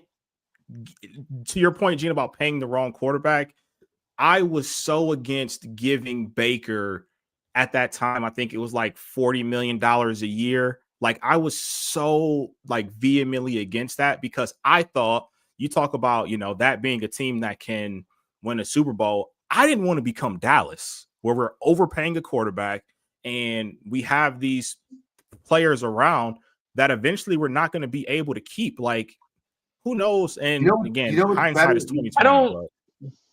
I don't disagree with that, but like you didn't have to pay Baker at that point. Like if you let Baker play out his 5th year, you then have the ability to watch him play, evaluate that, and be like, like you said, are we getting back into bed with Baker and possibly overpaying, or are we just going a different direction? You weren't contractually obligated at that point to dump more money into Baker. Like that's my biggest issue with it. Like I understand the mentality of what you said. Like we don't think Baker's the guy to beat in some order. He's going to beat Josh, Patrick, Lamar, all those guys to get out of the AFC. I get that. But your hand wasn't forced with Baker. Like if you pick up his 5th year option, you pay him, you evaluate him that year, see what he does, and then decide if he's the guy or not. And then if not, you could still go down the Deshaun Watson road if you wanted to. Like I feel like they rushed when they didn't have to rush. And now I feel like you guys are paying for it because to Gene's point, you have all these great players that could have been, again, I don't disagree with Gene. I think if you guys keep Baker and you have Baker on this roster, I think you guys are one of the best teams in the AFC. Good Browns talk. I do have to talk about another that collapsed. Oh. And I'm going to talk about one giant collapse. Good one. 19-0 headed into the 4th quarter. The Broncos score a touchdown to make it 19-8. I'm like, all right, game's not over. It's 19-8. And then Jackson Dart throws a ball off his receiver's hands into his tight end's hand, who runs in for a touchdown to make it 26-8. I'm like, well, the game's over now. It's an inverting hook and ladder. And then Bo Nix comes down and scores a touchdown. But it's 26-16. And that's the part of the game where things get absolutely crazy. And where I think the game was lost, and we'll talk about whatever we want, but I'll tell you where the game was lost. There's 4 minutes and 56 seconds left on the clock. The Broncos have 1 timeout left. And Jackson Dart throws a pick 6. That's where the game's lost. Pick 6 makes it 26-23. They stop him again. I don't know why they're going to run 3 straight plays again after they're just 26-23. Then the Broncos score to make it 30-26. And I'll be perfectly honest with you. I can't remember the last time the center judge called a PI in the middle of the field when the sideline judge is on top of the play. The end zone judge is on top of the play, and the center judge throws a PI, and Sean Payton comes on the field and gets a personal foul because he's like, "How the hell do you call that when that guy's right there?" That's like the third base umpire overruling the first base umpire on a play at first base. Fair. Crazy. It's a good comparison, actually. Sean Payton comes on the field, and then I'm saying this to myself. I'm watching this game. There's a huge collapse that has happened. Right now, currently, they need a touchdown. There's 42 seconds left on the clock. The Broncos don't have a timeout left. First down, kneel the ball. You still have 3 downs to score the touchdown. You have first and goal at the 1. Make sure your play is the last play of the game. I get it. Hindsight's 20/20. But when there's 42 seconds on the clock and you have first and goal from the 1, I don't care if you do a quarterback sneak into the ground and fall at the half-inch line. You can't score a touchdown there. And then on top of them scoring the touchdown on the first play, then they missed the extra point. For the second time. I was flabbergasted. And I want to ask you this question. The Giants have multiple of these. Is this worse than Miracle of the Meadowlands 2? No. I think it is. As a whole, yes. But that is also wrapped up with a nice shiny bow of it being a division rival. Yeah. It being Deshaun Jackson on a punt return. Like, I think that one has more symbolicness to it than what this one does. But Gene, I think my pushback for you on this would be, I don't necessarily kneel on first down. I think that's definitely a decision that could be thought about there. Like, I wouldn't hate that idea, but I think that's one of those coaching decisions. If you do it, cool. If you don't, cool. 2 things though. One, you need a touchdown to win the game. So if you feel like, all right, we like our look here, this is how we're going to get into the end zone, I think you run the play to ultimately get in there. The 2 things that I say that absolutely can't happen is you cannot miss the extra point. Because if you go up 3, it's like, all right, worst, like if in your mind, we score this touchdown, worst case scenario, it goes to overtime and we get the ball back on offense at some point because of the NFL rules. So if I'm thinking like that, I'm like, all right, worst case, we go to OT because we're not giving up a touchdown in 30 seconds. That's not going to happen. But you missed the extra point. Now you're only up 2. You actually have a pretty decent kick to where, it wasn't a favorable field position or anything like that, but you give up 2 huge chunk plays that absolutely can't happen. And this is the same thing that happened in the Giants game against Dallas when they won the game in overtime when Russell Wilson was still the quarterback. So I think, to me, you said the game was lost off of the pick 6, which I can understand like the thought process behind that. I'm thinking these are 2 easy things to avoid. You make both of your extra points, and I know extra points now are no gimme. You make both your extra points. All this is mute anyway, because at that point, the Broncos need a touchdown to win the game. Or if you just make one of the 2, they get the field goal, you go to OT, and your offense is still back on the field at some point there as well. So I think it's just the things that, like, shooting yourselves in the foot is just things that can't happen, especially if it's happened the same exact way earlier on in the year. Like, you have to learn from your mistakes, and clearly the Giants have just not done that. I mean, the big chunk play at the end was all. Well, I mean, honestly, was if you watch it was bad luck. I mean, Nick's the one, the Mims or Sutton. Yeah, the one where the 2 guys jumped up, the Giants guy and the Denver. Bo Nix just literally overthrew both of them, and then the other guy is behind him and just falls to the ground, and the ball falls in his lap. Like the Marvin Mims play. Yeah, like that. That's bad luck. I mean, I don't want to say there's nothing you can do about that because that's wouldn't be accurate. But that play was kind of the backbreaker. I mean, because after that, you knew they were going to get in field goal range with the time that was left, and but yeah, I mean, it's definitely all self-inflicted. Like both you guys said, you can't miss 2 extra points. You miss 1, okay, worst case you're in overtime. Pick 6 was bad. I mean, that is a meltdown of all meltdowns, though. I don't want to excuse it, but pick 6 from a rookie quarterback, like some things you kind of chalk up to it happens. Like there's going to be growing pains there. There's going to be mistakes there. And again, it's not to excuse it, but that's one of those things where it's like, all right, learning experience. We're still ahead. You've done enough. Like you've been playing good early. We're going to get by that. It just happened at like a really bad time. But that being said, too, to where we started this conversation, like Gene said, like that PI call was a gift. Like that they never even should have been down there to score that touchdown, if we're being honest. So I mean, it went both ways. I don't think I've ever seen a coach more ready to murder somebody at the end of the game than I did Brian Dable at the end of that game. I literally thought he was going to throw his headset through his defensive coordinator's face. That was hysterical to me. Do you who's the MVP of the league right now? Ooh.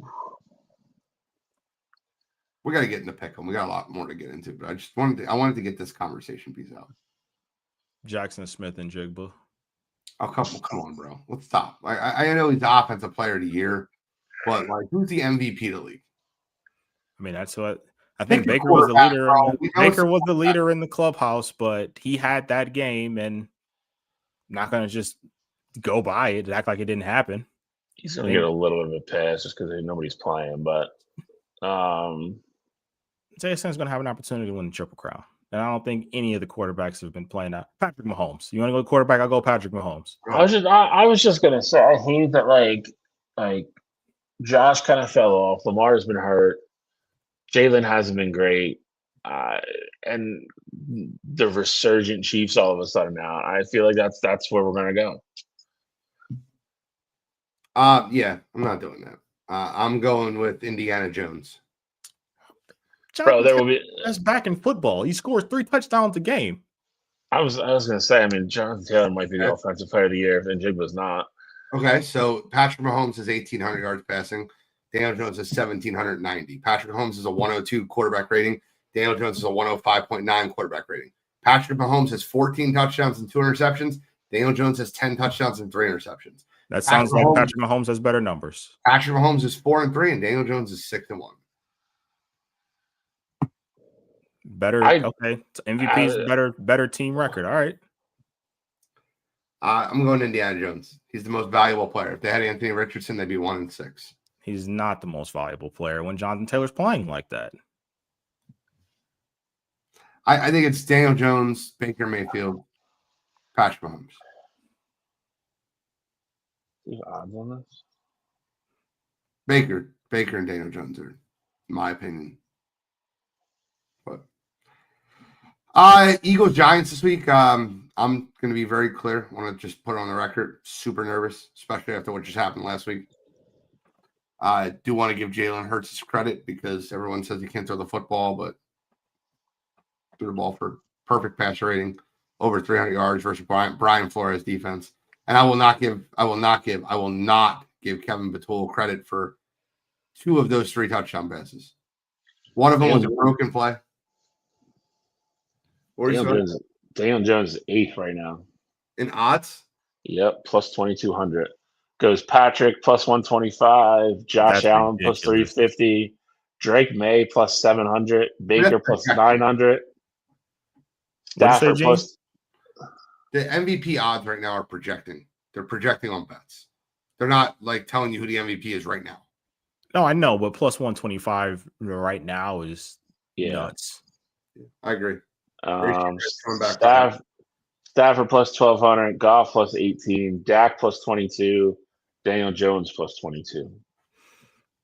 Gene, my question for you would be, because we see it differently as far as the receiver spot goes there. So with AJ and obviously Devonta had a career game there as well, but with the way both of them looked and it leading to an Eagles win the way that it did,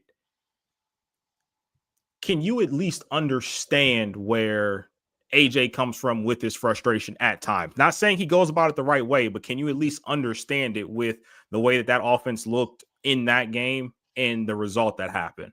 Wait, what's the question? Can you understand where AJ's coming from after that performance and that kind of win? Oh, I'll let Gene answer this first. No, he did it again this week. He did it again. Number one, he scored a touchdown, and he goes, "Now you throw me the effing ball. That's why you throw me the effing ball," into the camera. "Now you throw me the ball. That's why you throw me the effing ball." That's what he said into the camera after he scored the first touchdown. That's number one. Then number two, he posts again. This guy can't stop. He has 2 touchdowns, 120 yards, and he posts using me, but not using me on Instagram. Like, we can knock it off. You make a lot of money. You're a very good receiver. Shut up. I'm so tired of it. I'm tired of it. No, and honestly, man, okay. I just, and the problem is this, right? We come out of that game. Jalen Hurts is probably most prolific game as a passer, not his best. I'm tired of people saying that was his best game. The Super Bowl is his best game. To do that in a moment. And the second best game was the other Super Bowl he played, where he scored 3 rushing touchdowns and was fitting the ball in every window in the world. Outside him dropping the ball for that fumble, he was spotless in that Super Bowl. And those are big moments. I get annoyed that the comments afterwards are, "See, AJ was right. Jalen just played his ass off. Just played his ass off. And by the way, Devontae was better." I'm just, I can't. I hate one-team players. I know that's why, but I feel like that's like the perfect game to get a reaction from you on that. Like, if that changed anything, if you were like, "Oh, you know what? I still hate the way he does it, but I can at least understand it because this team is at its best right now with how teams are playing us when AJ and Devonta look like that offensively." But I hate non-team players. I get it. And that's very, very respectable point. But I like I said, I thought that was the perfect game to get that reaction from you. Sure. Let's get into pick 'em. By the way, I'm not gonna lie to you. I'm going to start charging for picks. we're going to take my segment off here. If you want my picks, cash at me $100. I'll send them to you. You got worried last week. I told you we were going 3-0 though. Listen, I was worried, but by the way, I have 2 more absolute square picks this week.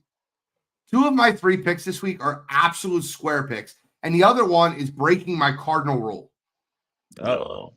Yeah. Well, you're taking plus 2.5. No. Well, first of all, plus 2.5 is what you take.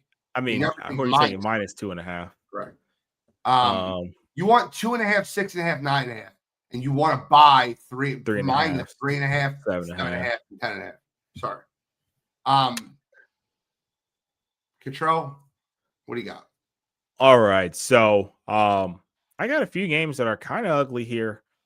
First one being, I'm going to take the Atlanta Falcons minus, ironically enough, 7.5 at home versus the Miami Dolphins. I think at this point, the Dolphins are just going out there because they have to collect the check. And I think Atlanta, they will be able to run the ball a ton. Bijan Robinson is going to have a career day there. And I think Atlanta puts it on Miami at home. Second game, I like the under 40.5 Browns at Pats. I think both these teams have good defenses, and Drake May will be able to have success. But against that Pats defense, I don't think you see the same prolific offense that you saw last week with the Browns against the Dolphins. So I like that under 40.5 number there.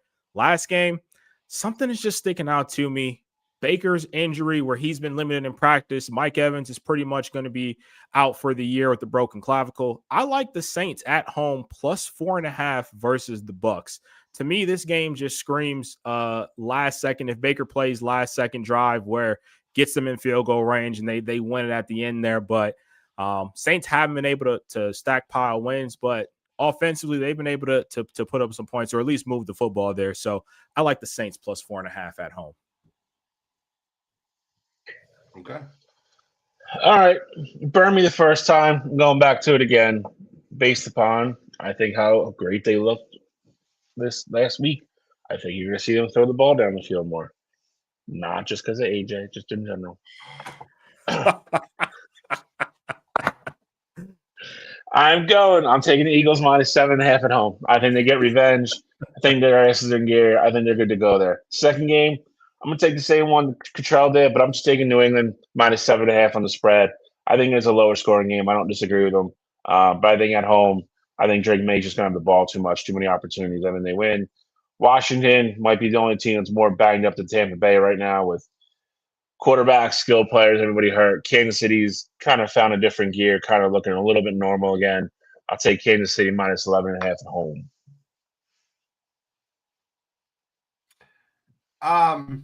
Fine with everything. I just don't want to. I'm not picking the Sixers. I mean, the Eagles. No way. I'll start with this. I love that this is the Sunday night football game. I wish it was in Green Bay, though. Steelers, Packers. I would have got the old school, I'm coming home. Aaron Rodgers going back in the Lambeau, but we're not going to get that. We're going to get the Packers at the Steelers. I'm taking the over 44.5 Sunday night football. I think Jordan Love is going to go out there to try to prove that he's the guy. Aaron Rodgers is going to want to stick it to his whole team. That Steelers, if you want to turn back the clocks as a wide receiver, just go up against that Steelers defense. The Steelers corners are old and slow, and they gamble often. Darius Slay, Jalen Ramsey are constantly gambling, and they're getting burnt. Give me the over 44.5 Packers versus Steelers. I'm breaking my rule here. Give me the 0-7 New York Jets starting Tyrod Taylor over the Bengals plus 6.5. I don't believe Joe Flacco's got in them twice. I just don't. I'll take the Jets plus 6.5 over the Bengals. And then for my third pick, this seems too easy. I don't know why this. Guys, I'm gonna give you some suggestions right now. If you got an extra $500 in the account, throw it on the Ravens to win the division. I'll take the Ravens minus 5.5 over Chicago. The Ravens off a bye. You get Lamar back. You get some healthy. You get to change some things defensively. They were the best second half team in football last year defensively. Week 10 on. After the bye, they're ready to rock and roll. I think the Ravens absolutely destroy the Chicago Bears this week. Chicago's played 2 awful games in a row at the quarterback position, Caleb Williams. They've been able to run the football with DeAndre Swift. I don't think that happens at M&T. I think the Ravens run it up. Give me the Ravens minus 5.5. I like it. I can't believe I bet on the 0-7 Jets. I can't either. That's where I'm at, though. That's the heat check bet right there.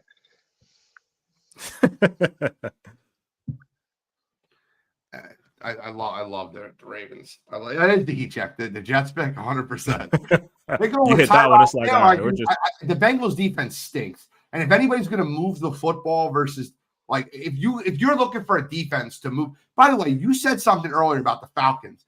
The Miami Dolphins cannot stop the run. If it was me and Shally playing line and Cottrell at running back, they can't stop the run versus anything. They have 4 pass rushers on their defensive line. Bijan Robinson's going to run for 180. Tyler Algier in your daily fantasy lineups. Pick him, play him at value. The Falcons are going to run outside zone 75 times, and the Dolphins aren't going to know what to do with it. I love the Falcons in that football game. And the funny thing, too, with that is that, Gene, you might get your boy. Your boy might make his first career start in Quinn Ewers. Mike McDaniel has said that, Tua is a problem at the quarterback position, and he cannot continuously put problems out there on the field. So, a little quarterback controversy there in Miami.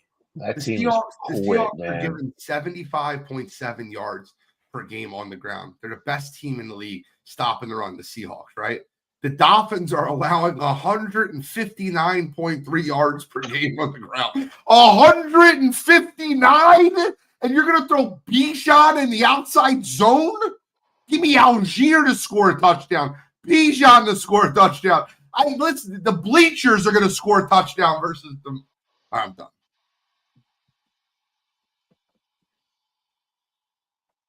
All right, let's get into college football.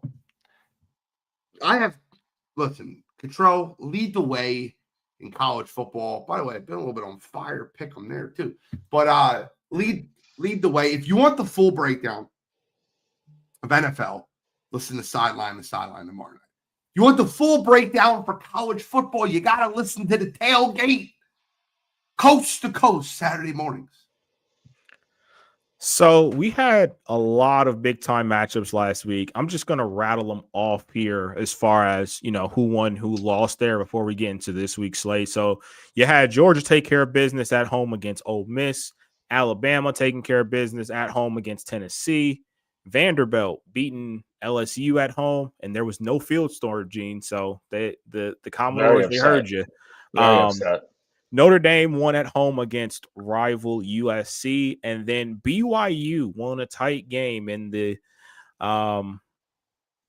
what's the bowl against Utah? Holy War. 3-point game there. So those are all the ranked matchups of the week there, and one of the craziest fake punt plays you'll ever see. Facts. What? But yeah, we got some more ranked matchups here this week. We got 3, and the SEC is if you're a fan of the SEC, I will say this. You have put yourselves in a position of the conference as a whole where you say everybody is good, but everybody's playing everybody, and the losses are starting to stack up. And this is another week where you're going to see teams that have a very surprising number in the loss column after just 9 weeks into the college football season. I'm ready. I'm fired up, baby. So the first game I do want to go over here with you guys is going to be the Missouri Tigers sitting at 6-1, going down to Vanderbilt, take on the number 10 Commodores there, who are also 6-1. Number 10. How do you guys see this game going? Gentlemen, I will tell you the 2 out of the 3 games that you have on your docket, I'm picking on Pick'em this week, and I have a theme for my Pick'em. Okay. So I will pass. I'll let you 2 gentlemen talk about it, and I'll wait till we get to Pick'em. Well, like we kind of already said, this isn't necessarily an elimination game, but it's a big game. Missouri had a bye last week, I believe. After they lost to Bama. Mm-hmm. They play Auburn. Oh, well, no, same thing. But game. I know it was a good game. I think the big thing for me is how does Vandy handle the huge emotional win of beating LSU last week? They're in the top 10 now. Again, this is always one of my things. When teams kind of start smelling themselves and walking around campus and everybody's patting them on the back, telling them how great they are, how do they handle that? Some teams are used to it. Some teams are accustomed to it. Some teams it's not. That being said, I watched almost all of that Vanderbilt game last week. I like the way they play. They're gritty. They're tough. They make plays when they have to.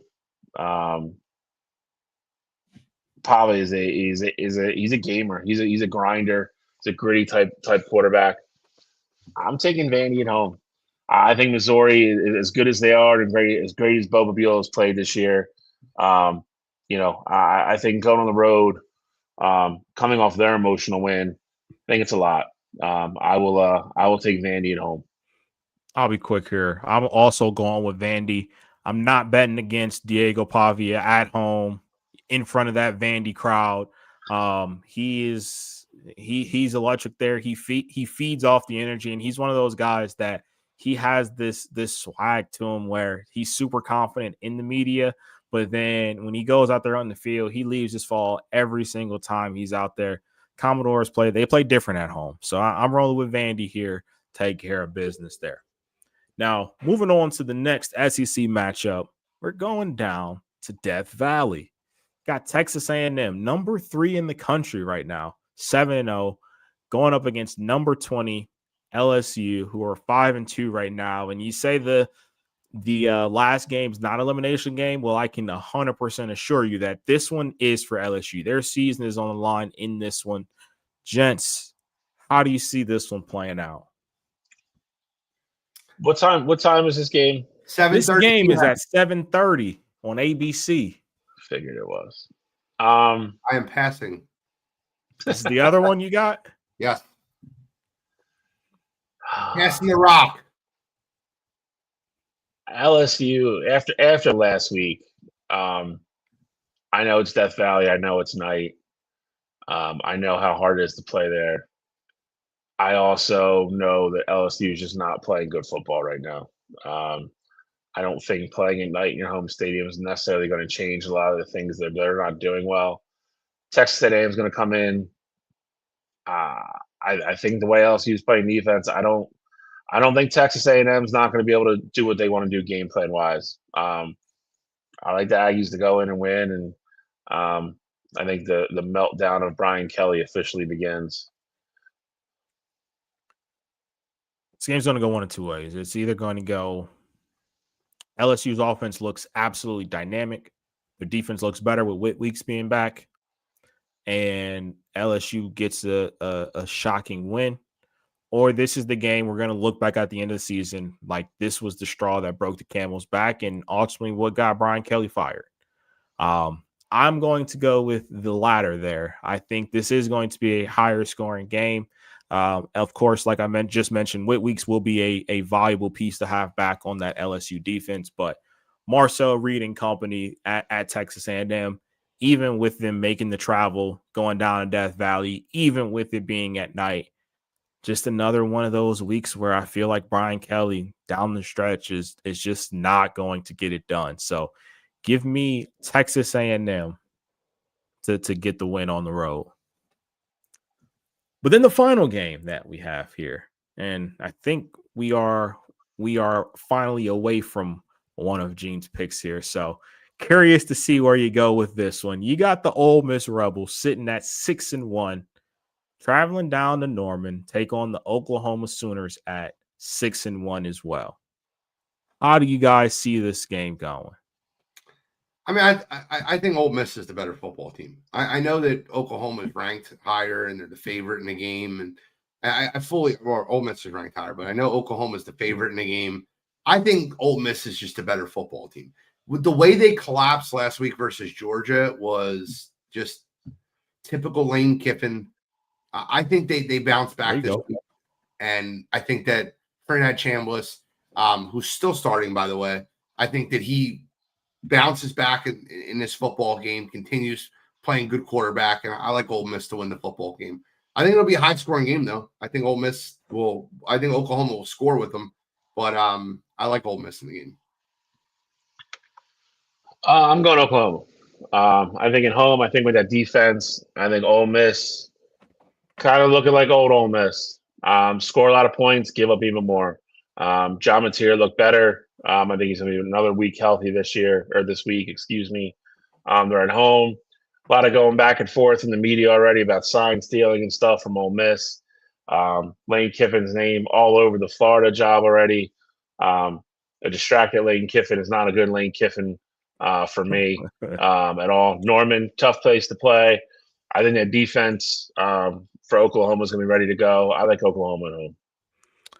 I am actually rolling with Gene on this one. As much as I love to hate on Lane Kiffin, and anytime I get to take a dig at him, I want to take the opportunity to do so. But I think last week was one of those learning experiences. Trinidad Chambliss had a really good first half against against Georgia. And then it almost felt like Kirby Smart was like, hey, we need to limit what he does. He likes getting out on the move. He likes running. He likes, extending plays with his legs. And they really started to bottle him up to make him more uncomfortable in that second half there, to really slow him down. But I think that's a learning point for him. And I think against Oklahoma's defense, while, Oklahoma has a solid defense with Venables at the helm there, I ultimately think Ole Miss is just too talented. So I agree. I think it's going to be a higher scoring game there, but I just think Oklahoma's defense won't have enough to slow down Ole Miss enough to get the win at home. So I like Ole Miss in a tight, high scoring game here to get the win on the road. Gene, one other thing that I want to mention that just slipped my mind here. So while you're on fire with your picks right now, NFL and college, you're also on a roll. You have this thing right now where while winning seems to follow you, losing also seems to follow you, in that the Miami Hurricanes just took their first loss of the season. I want to say it was a week after you proclaimed them to be national champions. That's correct. Any comments on the Canes going down? The worst part of that loss was Carson Beck going into the media and being like, yeah, my receiver ran the wrong way. Completely his fault. Kyler Murray'd it up. Oh, my God. Oh, my God damn, bro. I hate selfish players. I knew I didn't like Carson Beck for a reason. I'm not jumping off. No, I told you. I got you. So it was terrible. Didn't look good. Carson Beck threw 4 picks. And then blamed one of them on his receiver. I don't know. Don't throw the other 3. Then we can blame the one on the receiver. When you throw 4, we can't blame the one on the receiver. I'm with you. I just thought little funny thing to happen. Week after, Miami, national champions. L. By the way, I have the craziest. Can I go first on pick 'em? I didn't talk for a little bit. Absolutely. Throw the record up here. Moving in the league, like I said, he is on fire. Winning seems to follow him, but floor is yours, my friend. All right, so I have a theme this week, right? I was just talking about it earlier in the show, and it's the theme of 2.5, right? Like you want to bet the -2.5, you want to bet the +2.5. I love 3 teams. All 3 teams I'm picking this week are getting 2.5 points. Give me Bo Pribula and the Mizzou Tigers over Vandy. Typical letdown game. Vanderbilt just wins a huge game. Mizzou had the little trap game last week after playing Bama. The little sandwich game last week. I think Mizzou comes out on fire. I like Mizzou. They're going to beat Vandy. I'll take the 2.5, but I got Mizzou outright to win the football game. Bo letdown game. Number 2, A&M has been playing with fire. They played with it again last week versus Arkansas. I'll take the LSU Tigers +2.5, although I'll be happy to lose this one because I hate me some Brian Kelly. But give me LSU +2.5 over A&M. And here's my sneaky one. Auburn's 3-4. They've lost 4 straight games to top 25 ranked teams by 1 score. Give me Auburn +2.5 over Arkansas. I'll take Auburn to win the football game. All 3 of these teams, I think, win. Take a little money line parlay, get a little plus action.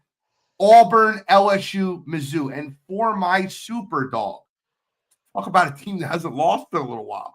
The 0-4 UCLA Bruins on a 3-game winning streak. They're not going to win this week, but they might pick me up some super dog points. I'll take the UCLA Bruins +25.5 at Indiana. Maybe I'll pick up a couple points. You or me, Joe? And I'll go. I'll get mine out the way here.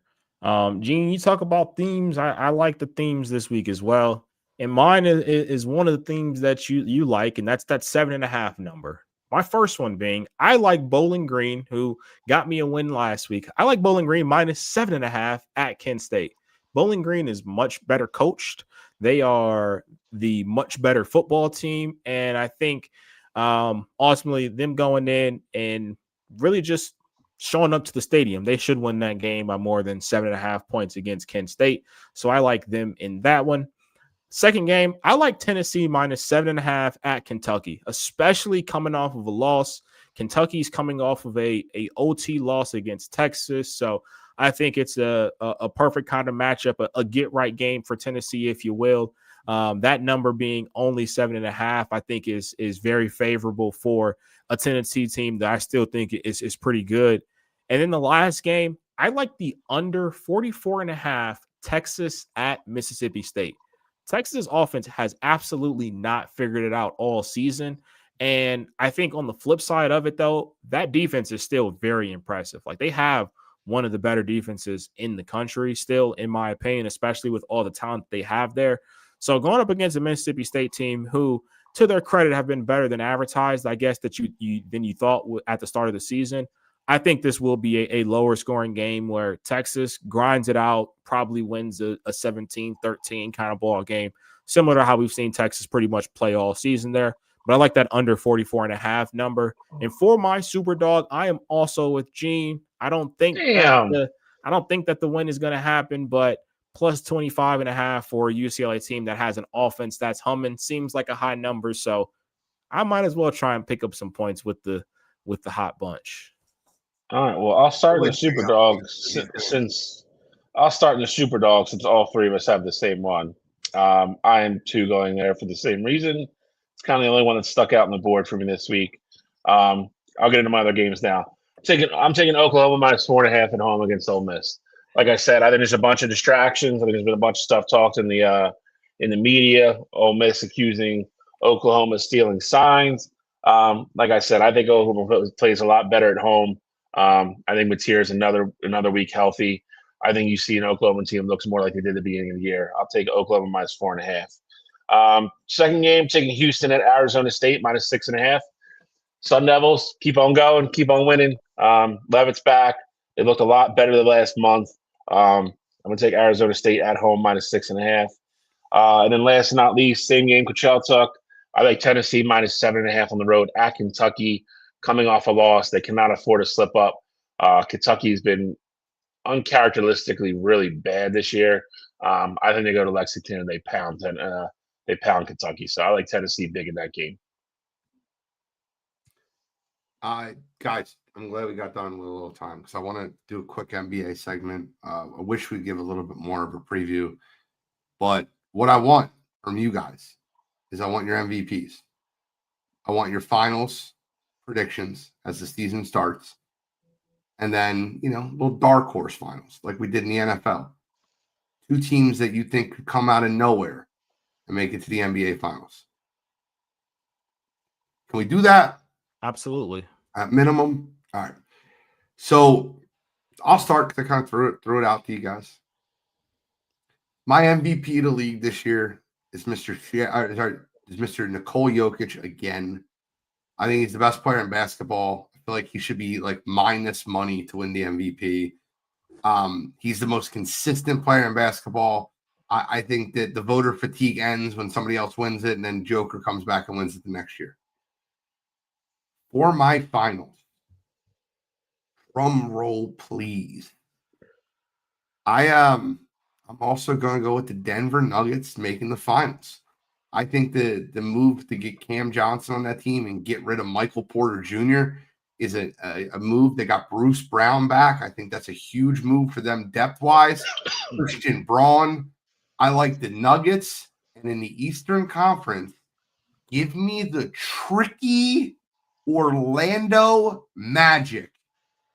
I'll take Suggs. I'll take Desmond Bain, Franz Wagner, Wendell Carter, and Paolo Banchero. But I'll give me Denver over Orlando in the finals this year. And for dark horse finals, you might not see coming. It's the last time you have this chance.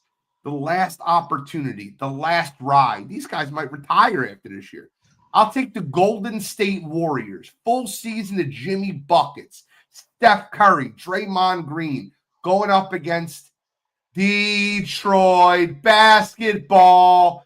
Cade Cunningham takes the next step to being an elite superstar. And then a dark horse MVP. You might think I'm crazy when I say this, and I'm not saying it just because of last night. Give me Alfred Sengun from the Houston Rockets, baby Joker. He looked incredible last night. If he's going to play that well this year, I like me some Sengun. I actually had Joker written down, so for the sake of doing something different, I'll go Wemby.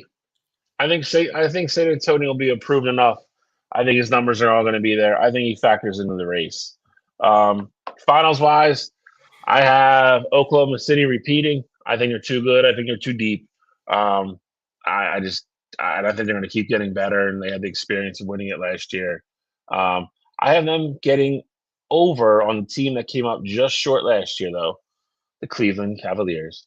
And if we're going dark horse, I do like the Orlando Magic pick. I was high on them last year, and coincidentally enough, I have that written down against the same team, Golden State Warriors. I think it's the last time the boys from the Bay are all together and can make a run. They looked pretty good last night too. All right, so no surprise here for MVP. I also have written down Nikola Jokic. I just think that's the most obvious one. I mean, the guy's going to average a triple-double, 30-point triple-double by the end of the season, and he didn't win MVP this past year. So, like you said, Gene, there's going to be no voter fatigue there. As far as my NBA Finals pick, this is something I looked into pretty heavily there, and I think OKC seems to be the overwhelming favorite right now. The one thing that I don't like about that OKC team is that they stood pat while everyone else in the Western Conferences made moves to combat what they did.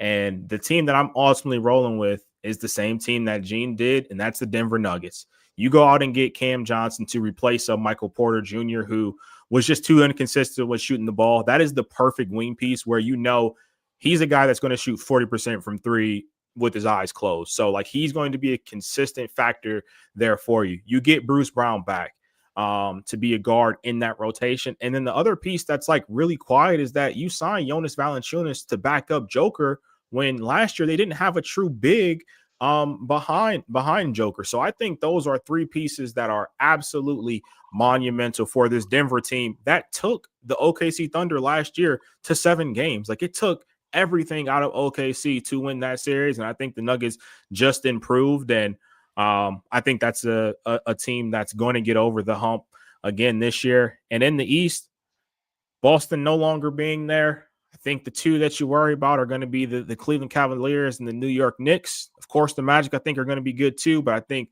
the Knicks and the Cavs are your two best teams, just roster-wise, top to bottom. I'm rolling with the Cleveland Cavaliers to ultimately get there. With that said, though, I'm rolling with Denver. I got Denver over the Cavs. I think they have the best player in the series with Joker. They're deep. They got the experience of being there. I like Denver there. But as far as my sleeper teams, I'm going to go with two that you guys have not said. First one being, I love the roster construction for the San Antonio Spurs. And if Wemby takes that jump that Bill said where he thinks he could be a dark horse for MVP, well, not a dark horse, but potentially win MVP this year, that San Antonio team can be very scary. But on the other side, going with the dark horse team, I like the Atlanta Hawks being that team. Trae Young is a demon in the playoffs. They went out and got Kristaps. I like Jalen Johnson as a young talent. I think they went out and got they made a move as well. Who'd they go get? They made a trade. They got a wing. I think it was from Boston, if I'm not mistaken. But regardless, I know they add another piece. Name escapes me right now for whatever reason. But I think Atlanta could be a dark horse team to make some noise in the Eastern Conference. We're gonna talk about Kristaps, right? No, Kristaps. I know they got Kristaps. They got someone else though. I thought this offseason. Atlanta offseason. Dyson Daniels. No, they had Dyson. Dyson's is a lockdown guy. Atlanta Hawks offseason. Nikhil, it's not from Boston. Nikhil Alexander Walker. Oh, the other one. Via as a trade. 76ers are at this moment falling apart as usual. Nice. Is JoJo still flying? I think he's 1 for 8. For four. The I love laugh is Houston this year. diabolical. I'm not sleeping on Houston. I love Houston. Houston is my. Can't sleep on them. They were the 2 seed last year and got Kevin Durant. Can't sleep on Houston. None of us picked them though, so that's what I hear what he's saying. They'll be there at the end. 14-4 to start the third quarter. Sixers went in up Nice. up 6. Now they're down 4. Nice. No, you guys don't want to hear it, but I mean that's a team that could be a sleeper, but whatever. The Celtics or Sixers? Sixers. BJ Edcombe has 20 points already, and he's playing great. He's been everything I've wanted him to be so far. You get, I mean, if you sounds wild, but here we go. 70 games combined between Joel Embiid and Paul George. That's a high number, but 35 apiece. What'd you say? Isn't that amazing how we're asking for 70 games total? And I'm saying between two players at that. Out of a possible 160. Like 70. But I mean, I think a core of Maxey, Edgecombe, and McCain, and you get either George or Embiid for 35 each, like that, and then they're healthy come April. That's the key thing. 35 regular season, but healthy come April. I think that could be a team to watch out for there. But I would love to see them succeed. I would love to see Maxey win a championship. I am just not doing what I've done the last 3 years and get excited about that team. I'll get excited about that team come April if everybody's healthy and everybody's playing. Until then, I don't want to hear it. The one thing that I think they have that a lot of teams don't is that seeding really doesn't matter with them. If they are in the top 8 and they are healthy in April, then they're going to have a shot. Yeah, it's a big if. Like I said, if we get there and JoJo's got both his knees and Paul George is playing and everybody's healthy, then like I said, I'll get excited. But I'm just not setting myself up for the obvious fall from grace like I have the last 3 years. I'm going to go with no, John Zuggs. I think they're old. I think they're slow. And I think that in the postseason, I think they'll fall apart. I don't believe in them. I don't like the move of getting Mike Brown. I would have liked them to go get somebody else that would have given you a different outlook. I think you're going to see a lot of what we've seen in years past of Jalen Brunson iso ball, and there's no true offense from them, and I think that's going to be a detriment to them. I think Tibbs squeezed them as much as possible, but if you wanted to get a new face in there, you should have gotten somebody that would have added a completely new dynamic to that team, not just a defensive-minded coach who's going to make the guys play hard and give 110% effort, because, I mean, that's really what Tibbs was doing anyway. I said before, and I'll say it again, that's Black Tibbs, so I don't see him taking the jump. And you can make that joke, but I can't. Oh, that's a Cottrell joke. All right, let's move on to You Gotta Be Kidding Me. All right, this week for me, I promise you guys I did not have one. And then your favorite quarterback decided to open his mouth yet again with another crazy quote. This week for me, I'm going with Tua Tagovailoa. For going to the press conference this week after throwing 3 interceptions against the Cleveland Browns, and said the reason why he didn't target Jalen Waddle much versus the Browns was because he had trouble seeing him over the O-line and the D-line. He said, quote, "I'm not the tallest guy back there. Sometimes when that happens, you don't want to just throw it blindly." Tua, you are an NFL quarterback, and it's not like you are the shortest guy in the bunch. I mean, in the football game, you weren't even the shortest quarterback on the field. So to me, for you to go out there and have these quotes after throwing 3 interceptions, I mean, it almost looks like you were throwing it blindly anyway. It just feels like, week after week after week, Tua goes to the media and just says the most outlandish things. So this week for me, Tua Tagovailoa with another classic quote. Come on, you gotta be kidding me. Charlie? Nope. I just feel like we should stop doing You Got to Be Kidding Me for Shally. We'll just skip them every week. When I get like ones that I really feel passionate about, I have them. All right. Mine There this was a week. few this week that were okay. I have an easy one. I'm gonna take a shot at Sean Payton, and easy one. There was no need for this, right? So after the game, the Giants. This is what Sean Payton said. The Giants found a little spark with Dart. Payton said after their team's epic rally on Sunday. I was talking to Giants owner John Meyer not too long ago, and I said we were hoping that change would have happened long after our game. Payton told reporters. Obviously, Sean Payton's old quarterback, Russell Wilson, was the starting quarterback for the Giants. Russell Wilson then responded with classless, but not surprised. Didn't realize you're still bounty hunting 15 years later through the media. Sean Payton is a very intelligent man. He knows exactly what he was saying when he said that in the media. I talked to the owner. I was hoping you didn't make that change until later. We'd have much preferred to go against Russell Wilson, is essentially what he was saying. I don't understand where Sean Payton gets off doing shit like this. And he does it all the time. He says dumb comments to the media all the time. He did it to Nathaniel Hackett. The Jets beat him. And he did it to he almost got beat by Jackson Dart. I'm hoping Russell Wilson goes somewhere and resurrects his career and plays one game, and that one game is to beat the Denver Broncos. Because there's no need for it. Sean Payton's a classless jerk. He's always been a classless jerk. Great offensive mind, but a classless jerk. And for that reason, this week, Sean Payton. Come on, you gotta be kidding me.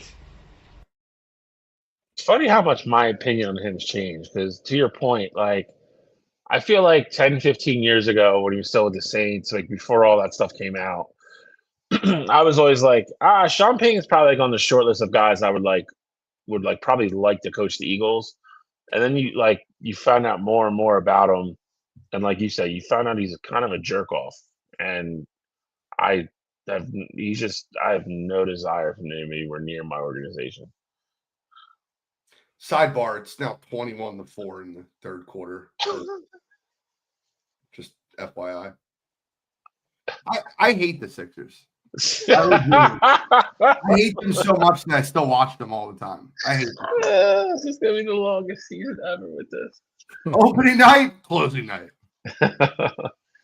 I did want to get your guys' thoughts here real quick because we talked about it a little bit in the group chat, and it wasn't necessarily like true football news, but we talk about it on the show. The guy did give us a tribute on an anniversary show as well. So want to get your guys' thoughts on Brandon Graham signing a contract to finish out the rest of the season with the Eagles. And I also wanted to ask, did you guys see him today going into the in the locker room at all? No, I didn't. What happened? Nothing happened, but he looks like a guy who was freshly retired, who was enjoying his retirement, who just got off the couch and was like, the Eagles need me. I'm going to go out there. I'm going to go play football. It's not that like he looked like super sloppy or anything, but he just looks like a guy who probably has not worked out like that because he doesn't need to, because he's retired.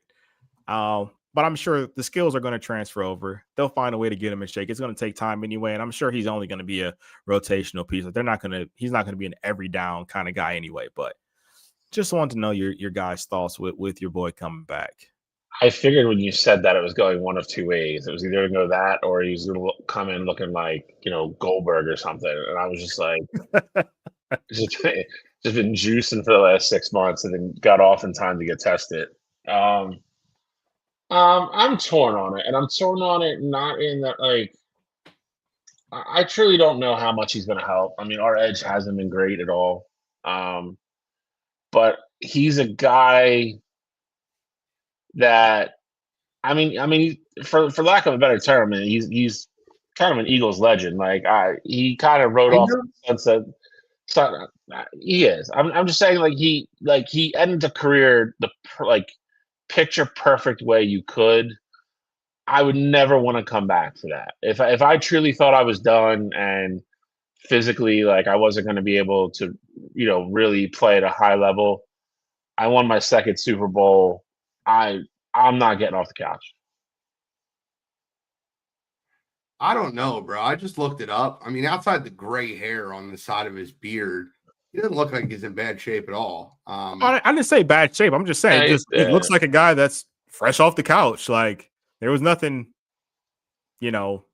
that stood out to him. Like with Jason Kelsey, for example. Like I know he's gotten into crazy shape and he can't play O-line anymore because how small he is. But he looks like a retired football player. Like he doesn't look like he's playing football anytime soon. I'm saying with BG, he kind of has that same look where it's not like he's out of shape, but he just doesn't look like he's been playing football for the last 5 months. I think that it makes a tremendous impact on the team. Not a huge impact on the team. Locker room. They'll definitely help in locker room. Wait a minute. I think that this is I think they'll absolutely be affected. So I'm super happy with it. I'm thrilled with him being there. And but all things said and done, I think he's going to have a great impact on, he's going to rotationally play. He's going to play 14 to 16 plays. But what he brings to Nolan Smith, what he brings to, Jalix Hunt, those guys that he was helping transition. The one thing I found really interesting was the comments of, he's like, I never wanted to retire, but I felt like they were good at the line. Like Howie Roseman pulled the whole, yeah, Brandon, just go out on your high horse. We're good, whatever you want to do, like have your fairy tale ending until like the D line got really empty. And he goes, well, Brandon, you're always welcome back. What do you mean? Like you could tell he like wanted him to retire so he didn't have to cut him. And then now they're like real thin at the defensive line position. And he's like, Brandon, we never wanted you to retire. Like, it just feels like some snake oil salesman bullshit. Like, I'm just giving you my 2 cents. But I mean, that's a fair point. It felt like they were forcing him into retirement. And then now they're like, oh, shit, we don't have anybody. Brandon, we never wanted you to leave, Brandon. To Howie's defense, though, like, Brandon Graham, you guys just said, Eagles legend. You are public enemy number 1 if you cut Brandon Graham. 100%. Like, regardless of, even if he's not able to give you anything, you're public enemy number 1. So, I mean, that was Howie's only play there. Like, go out as a champion. If we need you, we'll call you. And he called him. So, definitely did. Nolan Smith was back after the bye, which is good. Jalix Hunt with a pick 6, which, by the way, they need to take the microphone away from Jalix Hunt. He shouldn't be talking to anyone. That's not a guy. Like, they asked him about the pick 6. Hey, they threw me the ball, and then I caught it, and then it's really bad. Like, just take the fucking microphone away from Jalix Hunt. Like, media training. He has none. Yeah, I just caught it, and then I ran, and then I scored. Well, to be fair, when's the last time you think Jalix Hunt had an interview? I don't know. You know what college he went to? Like, he went to a small college. Like, that's what I'm saying. I don't think he's ever talked to the media. I didn't even know what his voice sounded like. All right. What was it? Houston Christian or Baptist or something? Yeah. Small school. Any final comments, gentlemen? Well, I got one. I mean, we've been tiptoeing around it pretty much all show here. We have a birthday coming up on the show. Mean Gene turning 40. Wanted to wish you a happy early birthday. Know you had your party and everything, and wish you could have made it, but it sounds like you had a great time celebrating it, and it sounds like you're going to be bringing in 40, doing what you love to do the most, and that's watching football. So hope it's a fun one for you. Hope you get to see an Eagles win, because that'd be the worst possible thing to happen on your birthday is an Eagles loss. So I'm hoping it happens for you, Gene, and just hoping you have a great rest of the week leading up to it. I'll say this. I literally, people are like, what are you doing for your birthday? I'm like, I'm going to sit on my ass and watch football all day. Like, that's all I want. And when the schedule came out, I'm like, oh, Giants in Philly. I love this. That's why the Eagles can't lose on my birthday. Like, when I see my birthday was on a Sunday, I'm like, I just can't have the Eagles lose on my birthday. And then the Giants were the scheduled team. I'm like, oh, it's great. And then last Thursday, they absolutely kicked the shit out of us. And I'm like, I no longer feel that confident about playing the Giants on my birthday. Appreciate you, Tommy Gallo. Yeah. I mean, I don't know. Hopefully I share a birthday with somebody, Audia. Oh, man, I hope not. But no, all things kidding aside, happy birthday. Gene is. If you know Gene, you know Gene, and I'll say that in a very positive way. Very giving, loyal, caring friend, and a lot of people don't have a lot of those. So I hope you have a great birthday on Sunday. Rumor is I will be making an appearance. We'll see. But Adrian made me pretty much confirm that I was going last night, so I will be there at least for the Eagles game, unless they start losing, and then I'm leaving.